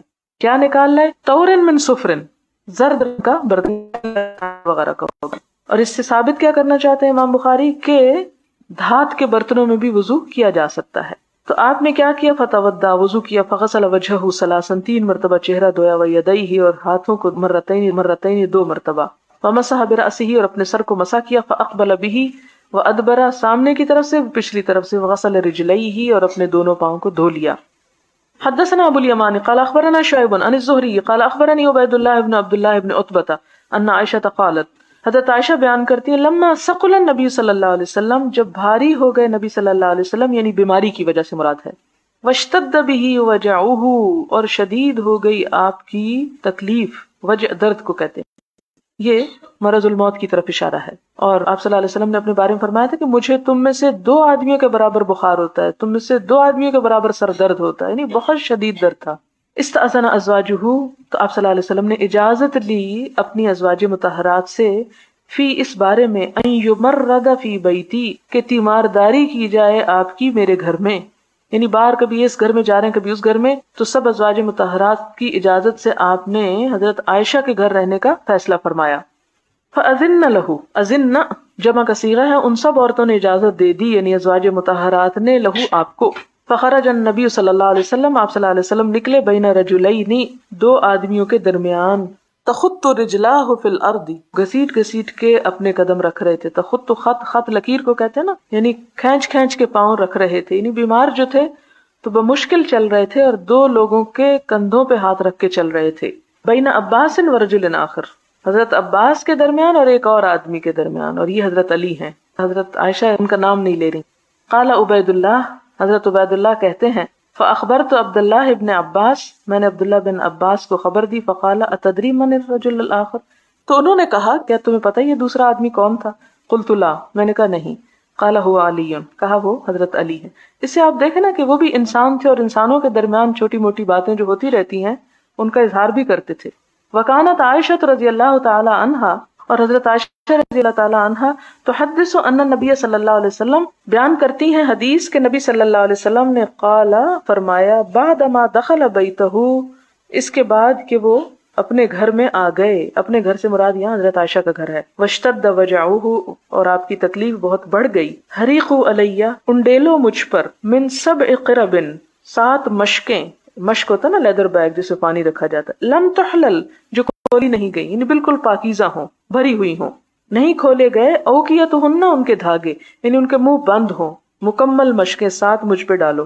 لعلی اعہد الی الناس، شاید کہ میں وصیت کر سکوں لوگوں کو، یعنی ان کو خطاب کر سکوں. واجلس فی مخدب، تو نہلانے کے لیے آپ کو کس میں بٹھایا گیا؟ مخدب میں، یعنی پتھر کے ایک ٹب میں. لحفصہ، یہ حضرت حفصہ کا تھا. اب امام بخاری بتانا یہ چاہتے ہیں کہ عورت کے برتن میں یا وہ جگہ جہاں عورت نہاتی ہو گھر میں، اس میں مرد بھی نہا سکتا ہے. یہ حضرت حفصہ کا برتن تھا، زوج نبی صلی اللہ علیہ وسلم، جو حضور صلی اللہ علیہ وسلم کی اہلیہ تھیں. ثم تفقنا نصب علیہ تلک القربہ، پھر ہم آپ پر پانی بہاتے گئے یا بہانا شروع کر دیا. تفق یخسفان، قرآن پاک میں بھی آتا ہے نا، حتی تفق یشیر الینا، یہاں تک کہ آپ نے ہمیں اشارہ کیا، ان قد فعلتن، کہ تم اپنا کام کر چکی، یعنی اور نہ ڈالو. ثم خرج الی الناس، پھر آپ کا بخار کچھ کم ہوا تو لوگوں کی طرف گئے. اس سے کیا پتہ چلتا ہے کہ بخار میں ٹھنڈے پانی سے نہانا جو ہے وہ حضور صلی اللہ علیہ وسلم سے ثابت ہے، اور یہ طب نبی کا ایک حصہ ہے. اور جو طبیب اس کا انکار کرے وہ جاہل ہے. اور اب تو شاید مانتے بھی ہیں کہ بخار میں سر دھو دیں یا نہلا دیں، جبکہ کچھ عرصہ پہلے اس کی اجازت نہیں ہوتی تھی. باب الوضوء من الطور، طور سے وضو کرنا، یعنی تشت سے، یعنی کھلے منہ کے برتن سے. حدثنا خالد بن مخلد قال حدثنا سلیمان قال حدثني عمرو بن يحيى عن ابيه قال كان عمي يكثر من الوضوء، کہ میرے چچا وضو میں کثرت سے پانی بہاتے تھے. یکثر، کثرت سے کرتے تھے، یعنی زیادہ پانی بہاتے تھے. قال لعبداللہ بن زید، اس نے کہا عبداللہ بن زید سے، اخبرنی کیف رأیت النبی صلی اللہ علیہ وسلم یتوضا، تم مجھے بتاؤ کہ آپ صلی اللہ علیہ وسلم کیسے وضو کرتے تھے. اب میں یہ صرف حدیث کی ریڈنگ کروں گی کیونکہ حدیث گزر چکی ہے. فدعا بطور من ماء فكفأ على يديه فغسلهما 3 مرات ثم ادخل يده في الطور فمضمض واستنثر 3 مرات من غرفة واحدة ثم ادخل يده فاغترف بها فغسل وجهه 3 مرات ثم غسل يديه الى المرفقين مرتين ثم اخذ بيده ماء فمسح به رأسه فأدبر به وأقبل ثم غسل رجليه فقال هكذا رأيت النبي صلى الله عليه وسلم. حدثنا مسدد قال حدثنا حماد عن ثابت عن انس ان النبي صلی اللہ علیہ وسلم دعا بإناء من ماء، کہ نبی صلی اللہ علیہ وسلم نے پانی کا برتن منگوایا. فأتي بقدح، تو ایک پیالہ لحاح، کھلے منہ والا، فيه شيء من ماء، اس میں کچھ پانی تھا. فوضعا، تو رکھ دی، اصابعه فيه، اپنی انگلیاں اس کے اندر. قال انس، حضرت انس کہتے ہیں فجعلت انظر، تو میں دیکھ رہا تھا، الى الماء، طرف پانی کی، ينبع، اگ رہا ہے یا پھوٹ رہا ہے، من بین اصابعه، آپ کی انگلیوں کے درمیان سے، یعنی ان انگلیوں کے اندر سے بہہ کے نکل رہا ہے. قال انس، حضرت انس کہتے ہیں فحذرت من تودع، تو میں نے اندازہ کیا کہ کتنے ہیں جنہوں نے وضو کیا، تو کیا تھے، ما بین 70 الى 80، 70 اور 80 کے درمیان تھے. اب اس میں یہ ہے کہ ایک اور روایت میں آتا ہے، جیسے یہ آتی کہ اس میں 80 لوگ تھے. یہ چونکہ اندازہ ہے، اس سے یہ پتہ چلتا ہے کہ روایت بالمعنی بھی جائز ہے. باب الوضوء بالمد، مد کے ساتھ وضو کرنا. یہ مد کیا ہوتا ہے؟ مد جو ہے ایک برتن ہوتا ہے جس کی لمبائی 9.2 سینٹی میٹر ہوتی ہے. حدثنا ابو نعیم قال حدثنا مسعر قال حدثني ابن جبر قال سمعت انس يقول كان النبي صلی اللہ علیہ وسلم یغسل کہ نبی صلی اللہ علیہ وسلم غسل کرتے تھے، او کان یغتسل یا یغسل یا یغتسل بھی ہے، بالساع ساع کے ساتھ، الى 5 امداد 5 مد تک، ویتودع بالمد اور 1 مد سے وضو کر لیتے تھے. یہ گویا کم مقدار ہے، یعنی پتہ کیا چلتا ہے کہ 1 مد پانی سے کم میں وضو نہیں کرنا چاہیے، اور غسل 1 سا پانی سے کم میں نہیں ہونا چاہیے. 1 سا جو ہے اس میں 4 مد آتے ہیں، اور 1 مد 1 رتل اور تہائی رتل کا ہے، اور 1 سا ہمارے ملک میں 2.25 سیر کا ہوتا ہے. یعنی کم از کم پانی جس میں نہانا چاہیے 2.25 سیر ہونا چاہیے، اور مد جو ہے آدھ سیر سے کچھ زیادہ ہوتا ہے، یعنی آدھ سیر ½ کلو پانی جیسے ہے اس سے کم از کم اتنا ضرور ہونا چاہیے وضو کرنے کے لیے، اور اسی طرح نہانے کے لیے کم از کم 2.25 سیر.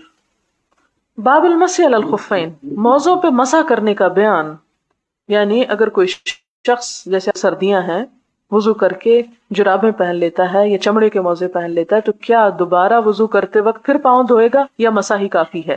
حدثنا اصبغ بن الفرج عن ابن وهب قال حدثني عمرو قال حدثني ابو النضر عن ابي سلمة ابن عبد الرحمن عن عبد الله بن عمر عن سعد بن ابي وقاص عن النبي صلی اللہ علیہ وسلم انه مسح على الخفين کہ آپ صلی اللہ علیہ وسلم نے موزوں پر مسح کیا. وان عبد الله بن عمر سأل عمر، اور عبداللہ بن عمر حضرت عمر سے پوچھتے ہیں ان ذالک اس کے بارے میں، فقال نعم تو کہتے ہیں جی ہاں. اذا حدثك شيئا سعد عن النبي صلی اللہ علیہ وسلم فلا تسأل غیرہ. اور عمر اپنے بیٹے کو نصیحت کرتے ہیں کہ جب سعد تجھ سے کوئی بات آپ صلی اللہ علیہ وسلم سے روایت کر کے بتا دیں، سعد بن ابی وقاص ہیں یہ، فلا تسأل غیرہ تو کسی اور سے مت پوچھا کرو، اس کی تصدیق نہ کیا کرو، یعنی مجھ سے بھی پوچھنے کی ضرورت نہیں تمہیں. اس سے آپ دیکھیں کہ صحابہ کرام کو ایک دوسرے پر کس قدر اعتماد تھا. وقال موسیٰ بن عقبہ، موسیٰ بن عقبہ کہتے ہیں اخبرنی ابو النضر، مجھے ابو النضر نے بیان کیا، ان ابا سلمہ تھا کہ ابو سلمہ اخبرہ انہوں نے بیان کیا اس کو، ان سعدا حدثہ کہ سعد نے بیان کیا اس سے. فقال عمر لعبداللہ نحوہ، حضرت عمر نے عبداللہ سے ایسا ہی کہا. موضوع پہ جو مسح کرنا ہے 70 سے زیادہ صحابہ کرام سے ثابت ہے. یعنی قرآن میں پاؤں دھونے کا ذکر ہے، حدیث میں وضو کی حالت میں پہنے ہوئے جرابوں پر مسح کرنے کی اجازت ملتی ہے، اور یہ روایت 1 نہیں 2 نہیں 70 کے قریب صحابہ کرام، یعنی تواتر کے درجے پہ پہنچتی ہے بات، یعنی اس کی اجازت ہے. اب اس میں یہ اختلافات ضرور آئے ہیں، کسی نے کہا کہ وہ اتنا موٹا ہو، کسی نے اور کچھ موٹائی بتائی، اور کسی نے کہا نہیں اس میں علت جو ہے وہ مشقت سے بچانا ہے، تو کسی بھی قسم کی جراب ہو اس پہ ہو سکتا ہے. لیکن ظاہر ہے کہ جراب پھر وہ ہو کہ جس کا سبب سردی سے بچانا ہو، نہ کہ صرف خوبصورتی کے لیے پہنی ہوئی جراب، یعنی ایک نیٹ سا ہو، تو اس پہ تو بہرحال مسح نہیں ہو سکتا. لیکن جو جراب کی اس میں آتی ہو، خواہ وہ بہت موٹی ہو، پتلی اون کی ہو، یا سنتھیٹک ہو یا کاٹن کی ہو، اس پہ مسح ہو سکتا ہے. اور یہ اللہ تعالیٰ کی طرف سے دی ہوئی ایک رعایت ہے. اور ایک حدیث میں آتا ہے کہ آپ صلی اللہ علیہ وسلم نے فرمایا کہ اللہ تعالیٰ کو جیسے یہ بات پسند ہے کہ اس کے فرائض کو انسان لے اور ان پر عمل کرے، اسی طرح یعنی ایسا ہی یہ پسند ہے کہ اس کی رخصتوں کو بھی انسان لے. یعنی جو دین میں رخصت یا سہولت اللہ تعالیٰ نے پیدا کی، اس سے فائدہ اٹھانا بھی ثواب کا کام ہے، کیونکہ دونوں ہی اللہ تعالیٰ کی طرف سے ہیں. پابندی بھی اس کی طرف سے ہے، آسانی بھی اسی کی طرف سے ہے. حدثنا عمرو بن خالد الحرانی قال حدثنا الليث عن يحيى بن سعيد عن سعد بن ابراہیم عن نافع بن جبیر عن عروة بن المغیرة عن ابیہ المغیرة بن شعبہ عن رسول اللہ صلی اللہ علیہ وسلم انہ خرج لحاجتہ کہ وہ قضاء حاجت کے لیے نکلے، فاتبعه المغیرہ تو پیچھا کیا وہ ان کا مغیرہ نے، بإداوۃ فیہا ماء پانی کا ڈول لے کر، یعنی آپ کے لیے پانی لے کر گئے. فصب علیہ حین فرغ من حاجتہ جب وہ اپنی حاجت سے فارغ ہو گئے تو ان پہ پانی ڈالا، یعنی وضو کروایا. فتودع ومسح علی الخفین تو انہوں نے وضو کیا اور جرابوں پہ مسح کر لیا. یہ حدیث لانے کا مقصد کیا ہے کہ اگر کوئی رفع حاجت بھی کر لے اور پاؤں پہ موزے پہنے ہوئے ہوں تو اس سے دوبارہ پاؤں دھونے کی ضرورت نہیں، مسح بھی کافی ہے. حدثنا ابو نعیم قال حدثنا شیبان عن یحیی عن ابی سلمہ عن جعفر بن عامر بن امیۃ الضمری ان اباہ اخبرہ انہ رأى النبی صلی اللہ علیہ وسلم یمسح علی الخفین کہ نبی صلی اللہ علیہ وسلم موضوع پہ مسح کرتے تھے، انہوں نے خود دیکھا. وتابعہ حرب بن شداد اور حرب بن شداد نے اس حدیث کی مطابقت کی ہے. وابان ان یحیی اور ابان نے بھی اس کو یحییٰ سے روایت کیا، یعنی ابو سلمہ کے ساتھ اور بھی ہیں. حدثنا عبدان قال اخبرنا عبداللہ قال اخبرنا الاوزاعی، اوزاعی جو ہیں یہ شام کے فقیہ ہیں. عن يحيى عن ابي سلمة عن جعفر بن عمرو عن ابيه قال رأيت النبي صلی اللہ علیہ وسلم يمسح کہ نبی صلی اللہ علیہ وسلم مسح کرتے تھے علی امامته وخفیہ اپنی پگڑی پر، امامہ پر اور اپنے موزوں پر. تابعہ معمر عن يحيى عن ابي سلمة عن عمرو قال رأيت النبي صلی اللہ علیہ وسلم. یہ بھی کہتے ہیں کہ ہم نے نبی صلی اللہ علیہ وسلم کو ایسا کرتے دیکھا، لیکن بازوؤں کے اوپر مسح نہیں کیا آپ نے. تو اس میں یہ نہیں کہ اگر پاؤں پہ کر سکتے تو بازو پہ کیوں نہیں، کہ ہم بہت تنگ قسم کی آستینیں پہن لے تو اتارنا مشکل ہے، تو چونکہ پاؤں پہ کیا گیا جرابوں پہ، تو اس لیے یہاں بھی نہیں. اس لیے کہ آپ صلی اللہ علیہ وسلم نے امامہ تک پر کیا ہے، سر کا مسح کی بجائے امامہ کے اوپر سے کیا ہے اور پاؤں کا کیا ہے، لیکن بازو کا ثبوت نہیں، اس لیے کیوں کا بھی کوئی جواب نہیں. باب اذا ادخل رجلیہ وہما طاہرتان، کہ کوئی شخص داخل کرے اپنے دونوں پاؤں یعنی جرابوں میں جبکہ وہ دونوں پاک ہوں. یعنی اگر پاؤں پاک ہیں تو جرابیں پہنی جا سکتی ہیں اور پھر ان پہ مسح ہوگا، ناپاکی میں پہنی ہوئی جرابوں پر نہیں ہوگا. وضو کی حالت ہونا ضروری ہے. حدثنا ابو نعیم قال حدثنا زکریا عن عامر عن عروۃ بن المغیرہ عن ابیہ قال كنت مع النبی صلی اللہ علیہ وسلم فی سفر، کہ میں آپ صلی اللہ علیہ وسلم کے ساتھ سفر میں تھا. فاہویت، تو میں جھکا، لانزع خفیہ، کہ میں آپ کی جرابیں اتاروں، یعنی میں آپ کے موزے اتارنے کے لیے جھکا. فقال، تو آپ نے فرمایا داہما، ان کو چھوڑ دو، فانی ادخلتہما طاہرتین، کہ میں نے ان دونوں کو پاکی کی حالت میں پہنا ہے. فمسح علیہما، تو آپ نے اتروانے کی بجائے ان پہ مسح فرمایا. باب من لم یتوضأ من لحم الشاۃ والسویق، باب کہ وضو نہ کرے بکری کا گوشت کھا کے اور ستو کھا کے. یعنی اگر انسان کوئی کھانا کھاتا ہے اور اس میں گوشت کھا لیا تو اس کے بعد وضو کی ضرورت نہیں، اسی طرح ستو کھا کے بھی نہیں، لیکن اونٹ کے گوشت کے بارے میں آتا کہ آپ نے اس کے بعد وضو فرمایا.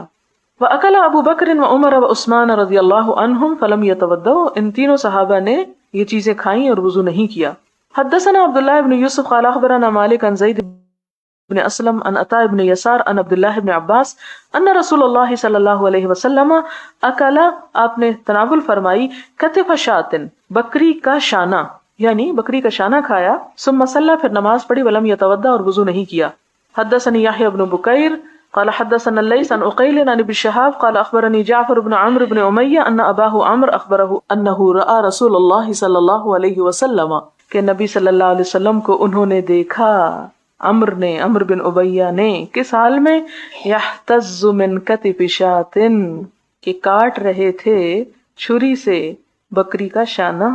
فدعی الی الصلاۃ، پھر نماز کے لیے بلایا گیا. فالقى السکینہ، آپ نے چھری رکھ دی. فصلی، نماز پڑھی. ولم یتوضأ، اور وضو نہ کیا. اس سے ایک اور نئی بات پتہ چلتی ہے، اور وہ یہ کہ گوشت کھاتے وقت چھری کا استعمال جو ہے وہ جائز ہے. اب اس میں فرق ہے، فرق ضرور ہے. ایک یہ کہ آپ کسی دوسری قوم کی نکالی میں کھائیں، اور ایک یہ ہے کہ آپ صلی اللہ علیہ وسلم کے اتباع میں. تو نیت سے ثواب ملے گا نا. اتباع کریں کسی اور کا، خوش کریں کسی اور کو، اور کہیں چونکہ حضور صلی اللہ علیہ وسلم نے بھی چھری کا استعمال کیا کھانے میں، اس لیے ہم بھی کر رہے ہیں. اس سے ایک اور دین کی وسعت پتہ چلتی ہے، جو عموماً ہمارے علماء نے اس کو بڑا ہی تنگ کر دیا ہے، اور ہر چیز پہ ایسے ایسے فتوے لگا دیے ہیں کہ جب تک ہاتھ سے نہ کھاؤ سنت پوری نہیں ہوتی. ہاتھ سے کھانا بڑا افضل ہے، اور اس میں اب یہ ثابت بھی ہو گیا کہ جب ہاتھ بھی کھانے میں شامل ہوتا ہے تو وہ غذا کو ہضم کرنے میں مدد دیتا ہے. لیکن اگر کوئی ایسی چیز ہے جو ہاتھ سے نہیں کھائی جا سکتی، مثلاً آپ دیکھیں کہ دہی بھلے ہیں تو وہ آپ ہاتھ سے تو نہیں کھا سکتے، خصوصاً ہمارے کئی کھانے ایسے ہیں، یا کسٹرڈ ہے تو آپ ہاتھ سے کیسے کھائیں گے. یا اسی طرح گوشت کچھ اس قسم کا ہے کہ وہ ہاتھ سے نہیں توڑا جا سکتا، یا ہاتھ سے توڑنے میں وہ اس کے اندر سلیقہ یا وہ خوبصورتی نہیں آ رہی، تو ایسی صورت میں اگر کوئی چھری کا استعمال کر لیتا ہے یا چمچ کا استعمال کر لیتا ہے تو وہ منع نہیں ہے. آپ کو بڑا فائدہ ہوگا حدیث پڑھ کے، بہت وسعت ملے گی. اچھا، اب یہ کہ ہمارے علماء کا قصور نہیں ہے، انہوں نے ان چیزوں کے اوپر پابندیاں اس لیے لگائیں کہ یہ ہم غیروں کی نکالی میں کرتے تھے. وہ اپنی جگہ درست تھے کہ ہمیں دوسری قوموں کی نکالی نہیں کرنی چاہیے، لیکن اگر وہ چیز ذہن سے نکال کے ہم کسی بھی چیز کو سلیقے سے استعمال کرتے ہیں یا طریقے سے، تو اس میں اسلام نے منع نہیں کیا. اسلام چھری کا دشمن نہیں ہے یا کسی خاص انسٹرومنٹ کا. باب من مدمد من السویق ولم یتوضا، ستو کھا کر کلی کرنا اور وضو نہ کرنا، اس کی اجازت ہے. اور گوشت کھا کے اور ستو کھا کے کلی کا اس لیے حکم ہے کہ پھر وہ بعض اوقات کھانے کے بعد بھی منہ میں چپکے یا اٹکے رہتی ہیں اور اس سے نماز میں خلل پڑتا ہے، تو اس لیے کلی کر لینا چاہیے. حدثنا عبداللہ بن یوسف قال اخبرنا مالک عن یحیی بن سعید عن بشیر بن یسار مولا بنی حارثہ ان سوید بن النعمان اخبره انه خرج مع رسول اللہ صلی اللہ علیہ وسلم عام خیبر. سوید بن عامر کہتے ہیں کہ وہ حضور صلی اللہ علیہ وسلم کے ساتھ نکلے تھے خیبر کی فتح کے سال میں. حتی اذا كانوا بالصحباء، یہاں تک کہ صحبا میں پہنچے. وہی ادنا خیبر، اور صحبا کیا ہے؟ خیبر کے قریب مدینہ کی طرف کو ایک جگہ ہے، یعنی خیبر اور مدینہ کے درمیان، لیکن مدینہ سے قریب نہیں، خیبر سے قریب جگہ ہے. فصلی العصر، تو آپ صلی اللہ علیہ وسلم نے عصر کی نماز پڑھی. ثم دعا بالازواد، پھر سب زاد راہ اکٹھے کیے، بلوا لیے، یعنی جس کے پاس جو کھانا تھا منگوا لیا کہ سب یہاں اکٹھے کر لو اور اکٹھے بیٹھ کے کھاؤ کیونکہ اس میں برکت ہوتی. فلم یؤت الا بالسویق، تو سوائے ستو کے کچھ نہ ملا، یعنی کچھ اور تھا نہیں اس وقت. فامر به، پھر آپ نے حکم دیا. فسریا، تو اس کو تر کیا گیا، یعنی بھگویا گیا ستو کو. فاکل رسول اللہ صلی اللہ علیہ وسلم واکلنا، تو آپ صلی اللہ علیہ وسلم نے کھایا اور ہم نے بھی کھایا. ثم قام الی المغرب، پھر آپ صلی اللہ علیہ وسلم مغرب کے لیے کھڑے ہو گئے. یعنی یہ کام کب ہوا؟ عصر اور مغرب کے درمیان. عصر کی نماز پڑھ کے کھانے کو بیٹھے، منگوایا، وہ تیاری کی، ابھی کھا ہی چکے تھے کہ مغرب کا نماز کا وقت ہو گیا. فمدمدا، تو آپ نے وضو نہیں کیا، صرف کلی کی. ومدمدنا، اور ہم نے بھی کلی کر لی. ثم صلی، پھر نماز پڑھی. ولم یتوضا، اور آپ نے وضو نہیں فرمایا. حدثنا اصبغ قال اخبرنا ابن وهب قال اخبرني عمرو عن بكير عن قريب عن ميمونة ان النبي صلی اللہ علیہ وسلم اکل عندها كتفا، کہ حضور صلی اللہ علیہ وسلم نے حضرت میمونہ کے پاس بکری کا شانہ کھایا. ثم صلی، پھر نماز پڑھی. ولم یتوضا، اور وضو نہ کیا. باب هل يمضمض من اللبن، کیا دودھ پی کے بھی کلی کرنی چاہیے؟ یعنی پہلی چیزوں میں تو ہم نے یہ کہا تھا نا کہ ستو اور گوشت اٹک جاتا ہے، منہ میں رہ جاتا ہے، تو دودھ تو نہیں اٹکتا، وہ تو سب چلا جاتا ہے. حدثنا يحيى بن بكير وقتيبة قال حدثنا الليث عن عقيل عن ابن شهاب عن عبيد الله بن عبد الله بن عتبة عن ابن عباس ان رسول اللہ صلی اللہ علیہ وسلم شرب لبنا، کہ آپ نے دودھ پیا. فمدمدا، پھر کلی فرمائی. وقال، اور فرمایا، ان له دسما، کہ اس میں چکنائی ہوتی. اور دسم کہتے ہیں ملائی کی قسم کو، یعنی اور بھی چکنائیاں ہوتی ہیں لیکن دودھ کی ملائی کا ذکر ہے یہاں. تابعہ یونس صالح بن کیسان عن الزہری، یعنی دودھ کے بعد آپ نے کیوں کلی فرمائی کہ دودھ کے اوپر بھی ایسے چھلکے وغیرہ ہوتے ہیں، ملائی ہوتی ہے کہ جس کا اثر منہ میں باقی رہتا ہے. تو نماز ایسے حال میں پڑھنی چاہیے کہ منہ میں کسی چیز کا ٹیسٹ نہ ہو، ورنہ توجہ منہ کے ٹیسٹ کی طرف رہے گی. باب الوضوء من النوم، نیند سے وضو کرنا. ومن لم یر من النعسۃ، اور جس نے نہ سمجھا اونگ سے، والنعستین، اور دو اونگوں سے، اب الخفقت، یا سر کو جھٹکا لگنے سے، وضوء ان وضو، یعنی ایک دفعہ یا دو دفعہ انسان اونگ جائے بیٹھے بیٹھے، یا اتنا ہو کہ سر نیچے گرے تو انسان کو ایک دم جھٹکا لگ کے آنکھ کھلے، تو ایسی صورت میں وضو ٹوٹتا ہے یا نہیں. تو بات یہ ہے کہ اگر کوئی لیٹ جائے اور سو جائے تو وضو ٹوٹ جاتا ہے. لیکن اکثر ائمہ کا خیال کیا ہے کہ اگر بیٹھے بیٹھے، جیسے مسجد میں خطبہ سن رہے ہیں، خاص طور پہ آپ دیکھیں کہ جب لوگ حج کو جاتے ہیں اور عرفات کے میدان میں تپتی دوپہر کو دھوپ کے بعد اندر اگر مسجد میں جا بیٹھے ایئر کنڈیشن میں، تو کیا ہوتا ہے، خود بخود نیند آنے لگتی ہے کوشش کے باوجود بھی. اب ایسے میں اگر کوئی شخص دوبارہ وضو کے لیے نکلتا ہے تو اس کے لیے ناممکن ہے، نماز ہی مس کر دے گا، کیونکہ بہت دور دور ٹوائلٹس میں بہت رش ہوتا ہے. ایسے میں کیا حکم ہے کہ اگر وہ شخص لیٹا ہوا نہیں، لیٹ گیا تو گیا وضو، لیکن اگر وہ بیٹھا ہوا اور بیٹھے بیٹھے ایک دو جھٹکے آ جاتے ہیں یا سر اس کا ایک دم نیچے کو ہو جاتا ہے تو اس میں وضو کی ضرورت نہیں ہوتی. حدثنا عبداللہ ابن یوسف قال اخبرنا مالک عن ہشام عن ابیہ عن عائشہ ان رسول اللہ صلی اللہ علیہ وسلم قال اذا نعس احدکم، جب اونگ ہے تم میں سے کوئی ایک، وہو یصلی، اور وہ نماز پڑھ رہا ہو. بعض اوقات نیند کے غلبے میں نماز میں بھی اونگ آ جاتی، خاص طور پہ تراویح میں. فلیرقد، بس چاہیے کہ سو جائے. حتی یذهب عنہ النوم، یہاں تک کہ اسے نیند چلی جائے اور پھر صبح اٹھ کے اور پڑھ لے. فإن أحدكم، کیونکہ تم میں سے ایک، اذا صلی، جب نماز پڑھے، وهو ناعس، اور وہ اونگ رہا ہو، لا يدری، وہ نہیں جانتا، لعلہ یستغفر، شاید کہ وہ استغفار کر رہا ہو، فیسب نفسہ، اور وہ اپنے آپ کو گالی دے رہا ہو. یعنی اس کو نہیں پتا کہ وہ اپنے لیے استغفار کر رہا ہے یا کچھ اور مانگ رہا ہے. یعنی جب انسان کے ہوش و حواس اس کا ساتھ نہ دے تو زبردستی نماز نہ پڑھی جائے. لیکن اس چیز کو عادت نہ بنا لیا جائے کہ وہ اجازت ہے کہ اگر نیند آ رہی ہے تو انسان پہلے سو جائے، کیونکہ خصوصاً عشاء کی نماز پڑھے بغیر سونے کو سخت ناپسندیدہ کہا گیا. تو اگر ڈر ہو تو انسان پہلے ہی پڑھ لے. پھر یہاں تک کہ ایک صحابی کو آپ نے جمع کرنے تک کی اجازت دے دی تھی، اس وجہ سے کہ وہ سارا دن ایسے کام کرتے تھے کہ جس کے بعد مغرب کے بعد عشاء تک جاگنا ان کے لیے محال تھا.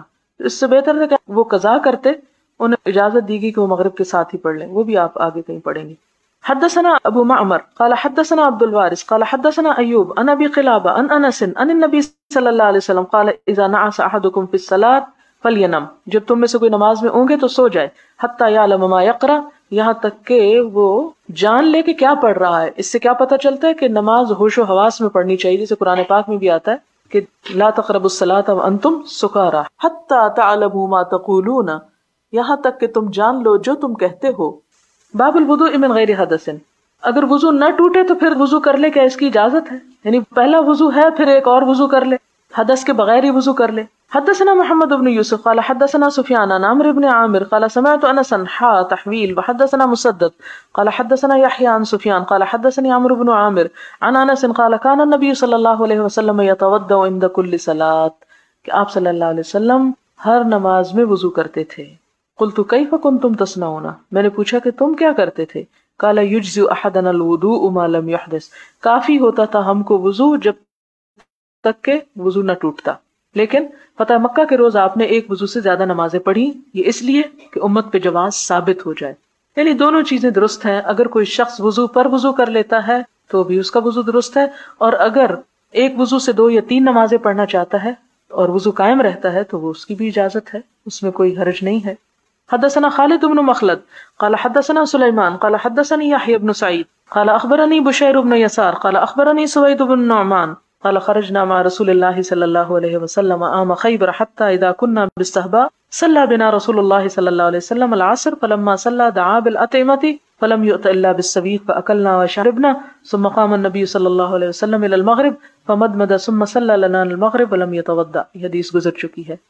باب من الکبائر اللہ یستتر من بولہ، کبیرہ گناہوں میں سے ہے پیشاب کی چھینٹوں سے نہ بچنا۔ بڑی اہم حدیث ہے اور بہت کیئر کرنے کی ضرورت ہے۔ یستتر سطر سے ہے، سطر کا مطلب ہوتا ہے نا کوئی ایسی چیز جو رکاوٹ ڈالے، تو جو نہ رکاوٹ ڈالے پیشاب کی چھینٹوں اور کپڑے میں تو اس کا کیا معاملہ ہوگا۔ کسی حدیث میں لا یستبرئ بھی آتا ہے، لا یستنزہ بھی آتا ہے اور لا یستتر بھی آتا ہے، اور لا یستتر کا کسی نے معنی یہ بھی کیا کہ پیشاب کے وقت پردہ نہ کرے، یعنی سب کے سامنے ہی بیٹھ جائے یا اس طرح، لیکن یہ ضعیف قول ہے۔ اصل معنی یستتر کا یہی ہے کہ پیشاب کی چھینٹوں سے نہ بچنا۔ حدثنا عثمان قال حدثنا جریر عن منصور عن مجاہد عن ابن عباس قال مر النبی صلی اللہ علیہ وسلم بحائط، نبی صلی اللہ علیہ وسلم ایک باغ کی دیوار کے پاس سے گزرے، من حیتان المدینہ تھے، مدینہ کے باغوں میں سے، او مکہ تھا یا مکہ کے۔ اصل میں حائط کہتے ہیں دیوار کو، لیکن دیوار کسی گھر کی نہیں بلکہ باغ کی، یا ایسا باغ جس کی دیوار ہو، اور خاص طور پر وہ کھجوروں کا باغ ہو، بستان من النخل، جبکہ اس کی دیوار بھی ہو۔ تو کیا ہوا کہ آپ صلی اللہ علیہ وسلم گزرے، فسمع صوت انسانین، تو آپ نے 2 انسانوں کی آواز سنی، یعذبان فی قبورہما، جو عذاب دیے جا رہے تھے اپنی قبروں میں، کیونکہ آپ کو وہ چیزیں سنوا دی جاتی تھی جو عام بندے نہیں سنتے تھے۔ فقال النبی صلی اللہ علیہ وسلم، آپ صلی اللہ علیہ وسلم نے فرمایا، یعذبان وما یعذبان فی کبیر، عذاب دیے جا رہے ہیں دونوں اور نہیں عذاب دیے جا رہے کسی بڑی بات میں، کو بہت بڑے گناہ میں نہیں۔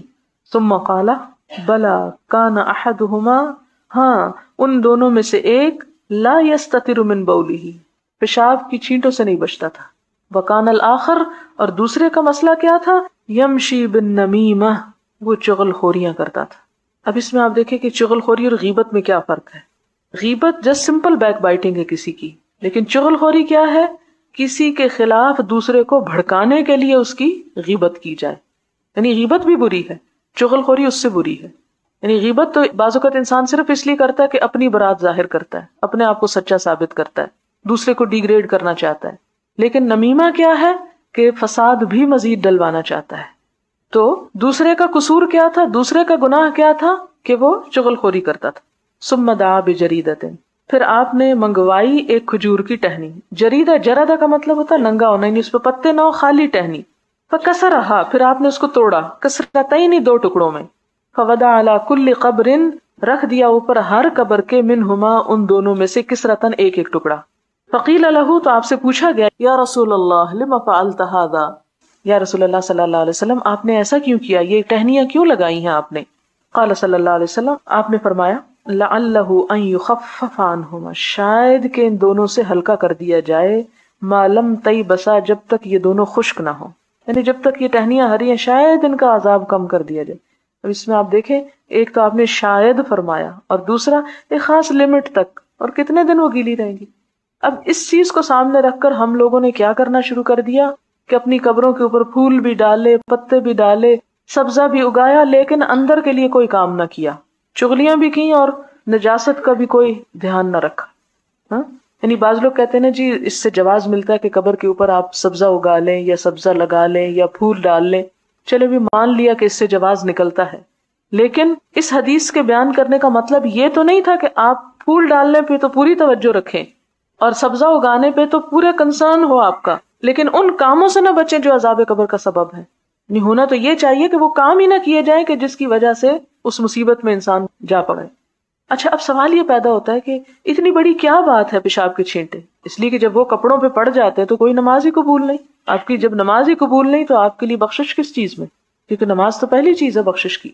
اور پھر اس میں ایک اور بات یہ بھی پتہ چلتی ہے کہ یہ قبر والے مسلمان تھے، کیونکہ اگر کافر ہوتے تو آپ فرماتے کہ ان کے کفر کی وجہ سے ان کو عذاب ہو رہا ہے. آپ نے کفر نہیں سبب بتایا، پیشاب اور چغل خوری بتایا. بعض لوگوں نے کہا جی وہ ٹہنی سبز رہنے کی بات اس لیے کی کہ سبز ٹہنی تسبیح کرتی ہے. نہیں، کائنات کی ہر چیز تسبیح کرتی ہے. یہ آپ صلی اللہ علیہ وسلم کا ایک اجتہاد تھا. آپ نے یعنی اس عذاب کو کم کرنے کے لیے جو آپ کو تدبیر سمجھ آئی وہ آپ نے اختیار کی کہ شاید اس سے کچھ فائدہ ہو جائے. یہ نہیں کہا اس سے فائدہ ہوگا، فرمائے شاید، جب تک یہ سبز رہے. کتنا کچھ سیکھنے کا ہے. الحمدللہ. چلیے وقت کیونکہ ظہر کا اب ہونے والا ہے تو ہم ایک حدیث کی ریڈنگ کر لیتے ہیں. حدیث 214، حدیث نمبر 214. مختصر حدیث ہے. حدثنا محمد بن یوسف سے شروع ہو رہی ہے. ٹھیک ہے، سب کو مل گئی؟ اوکے. حدثنا محمد بن یوسف قال حدثنا سفیان عن عمرو بن عامر قال سمعت انس بن مالك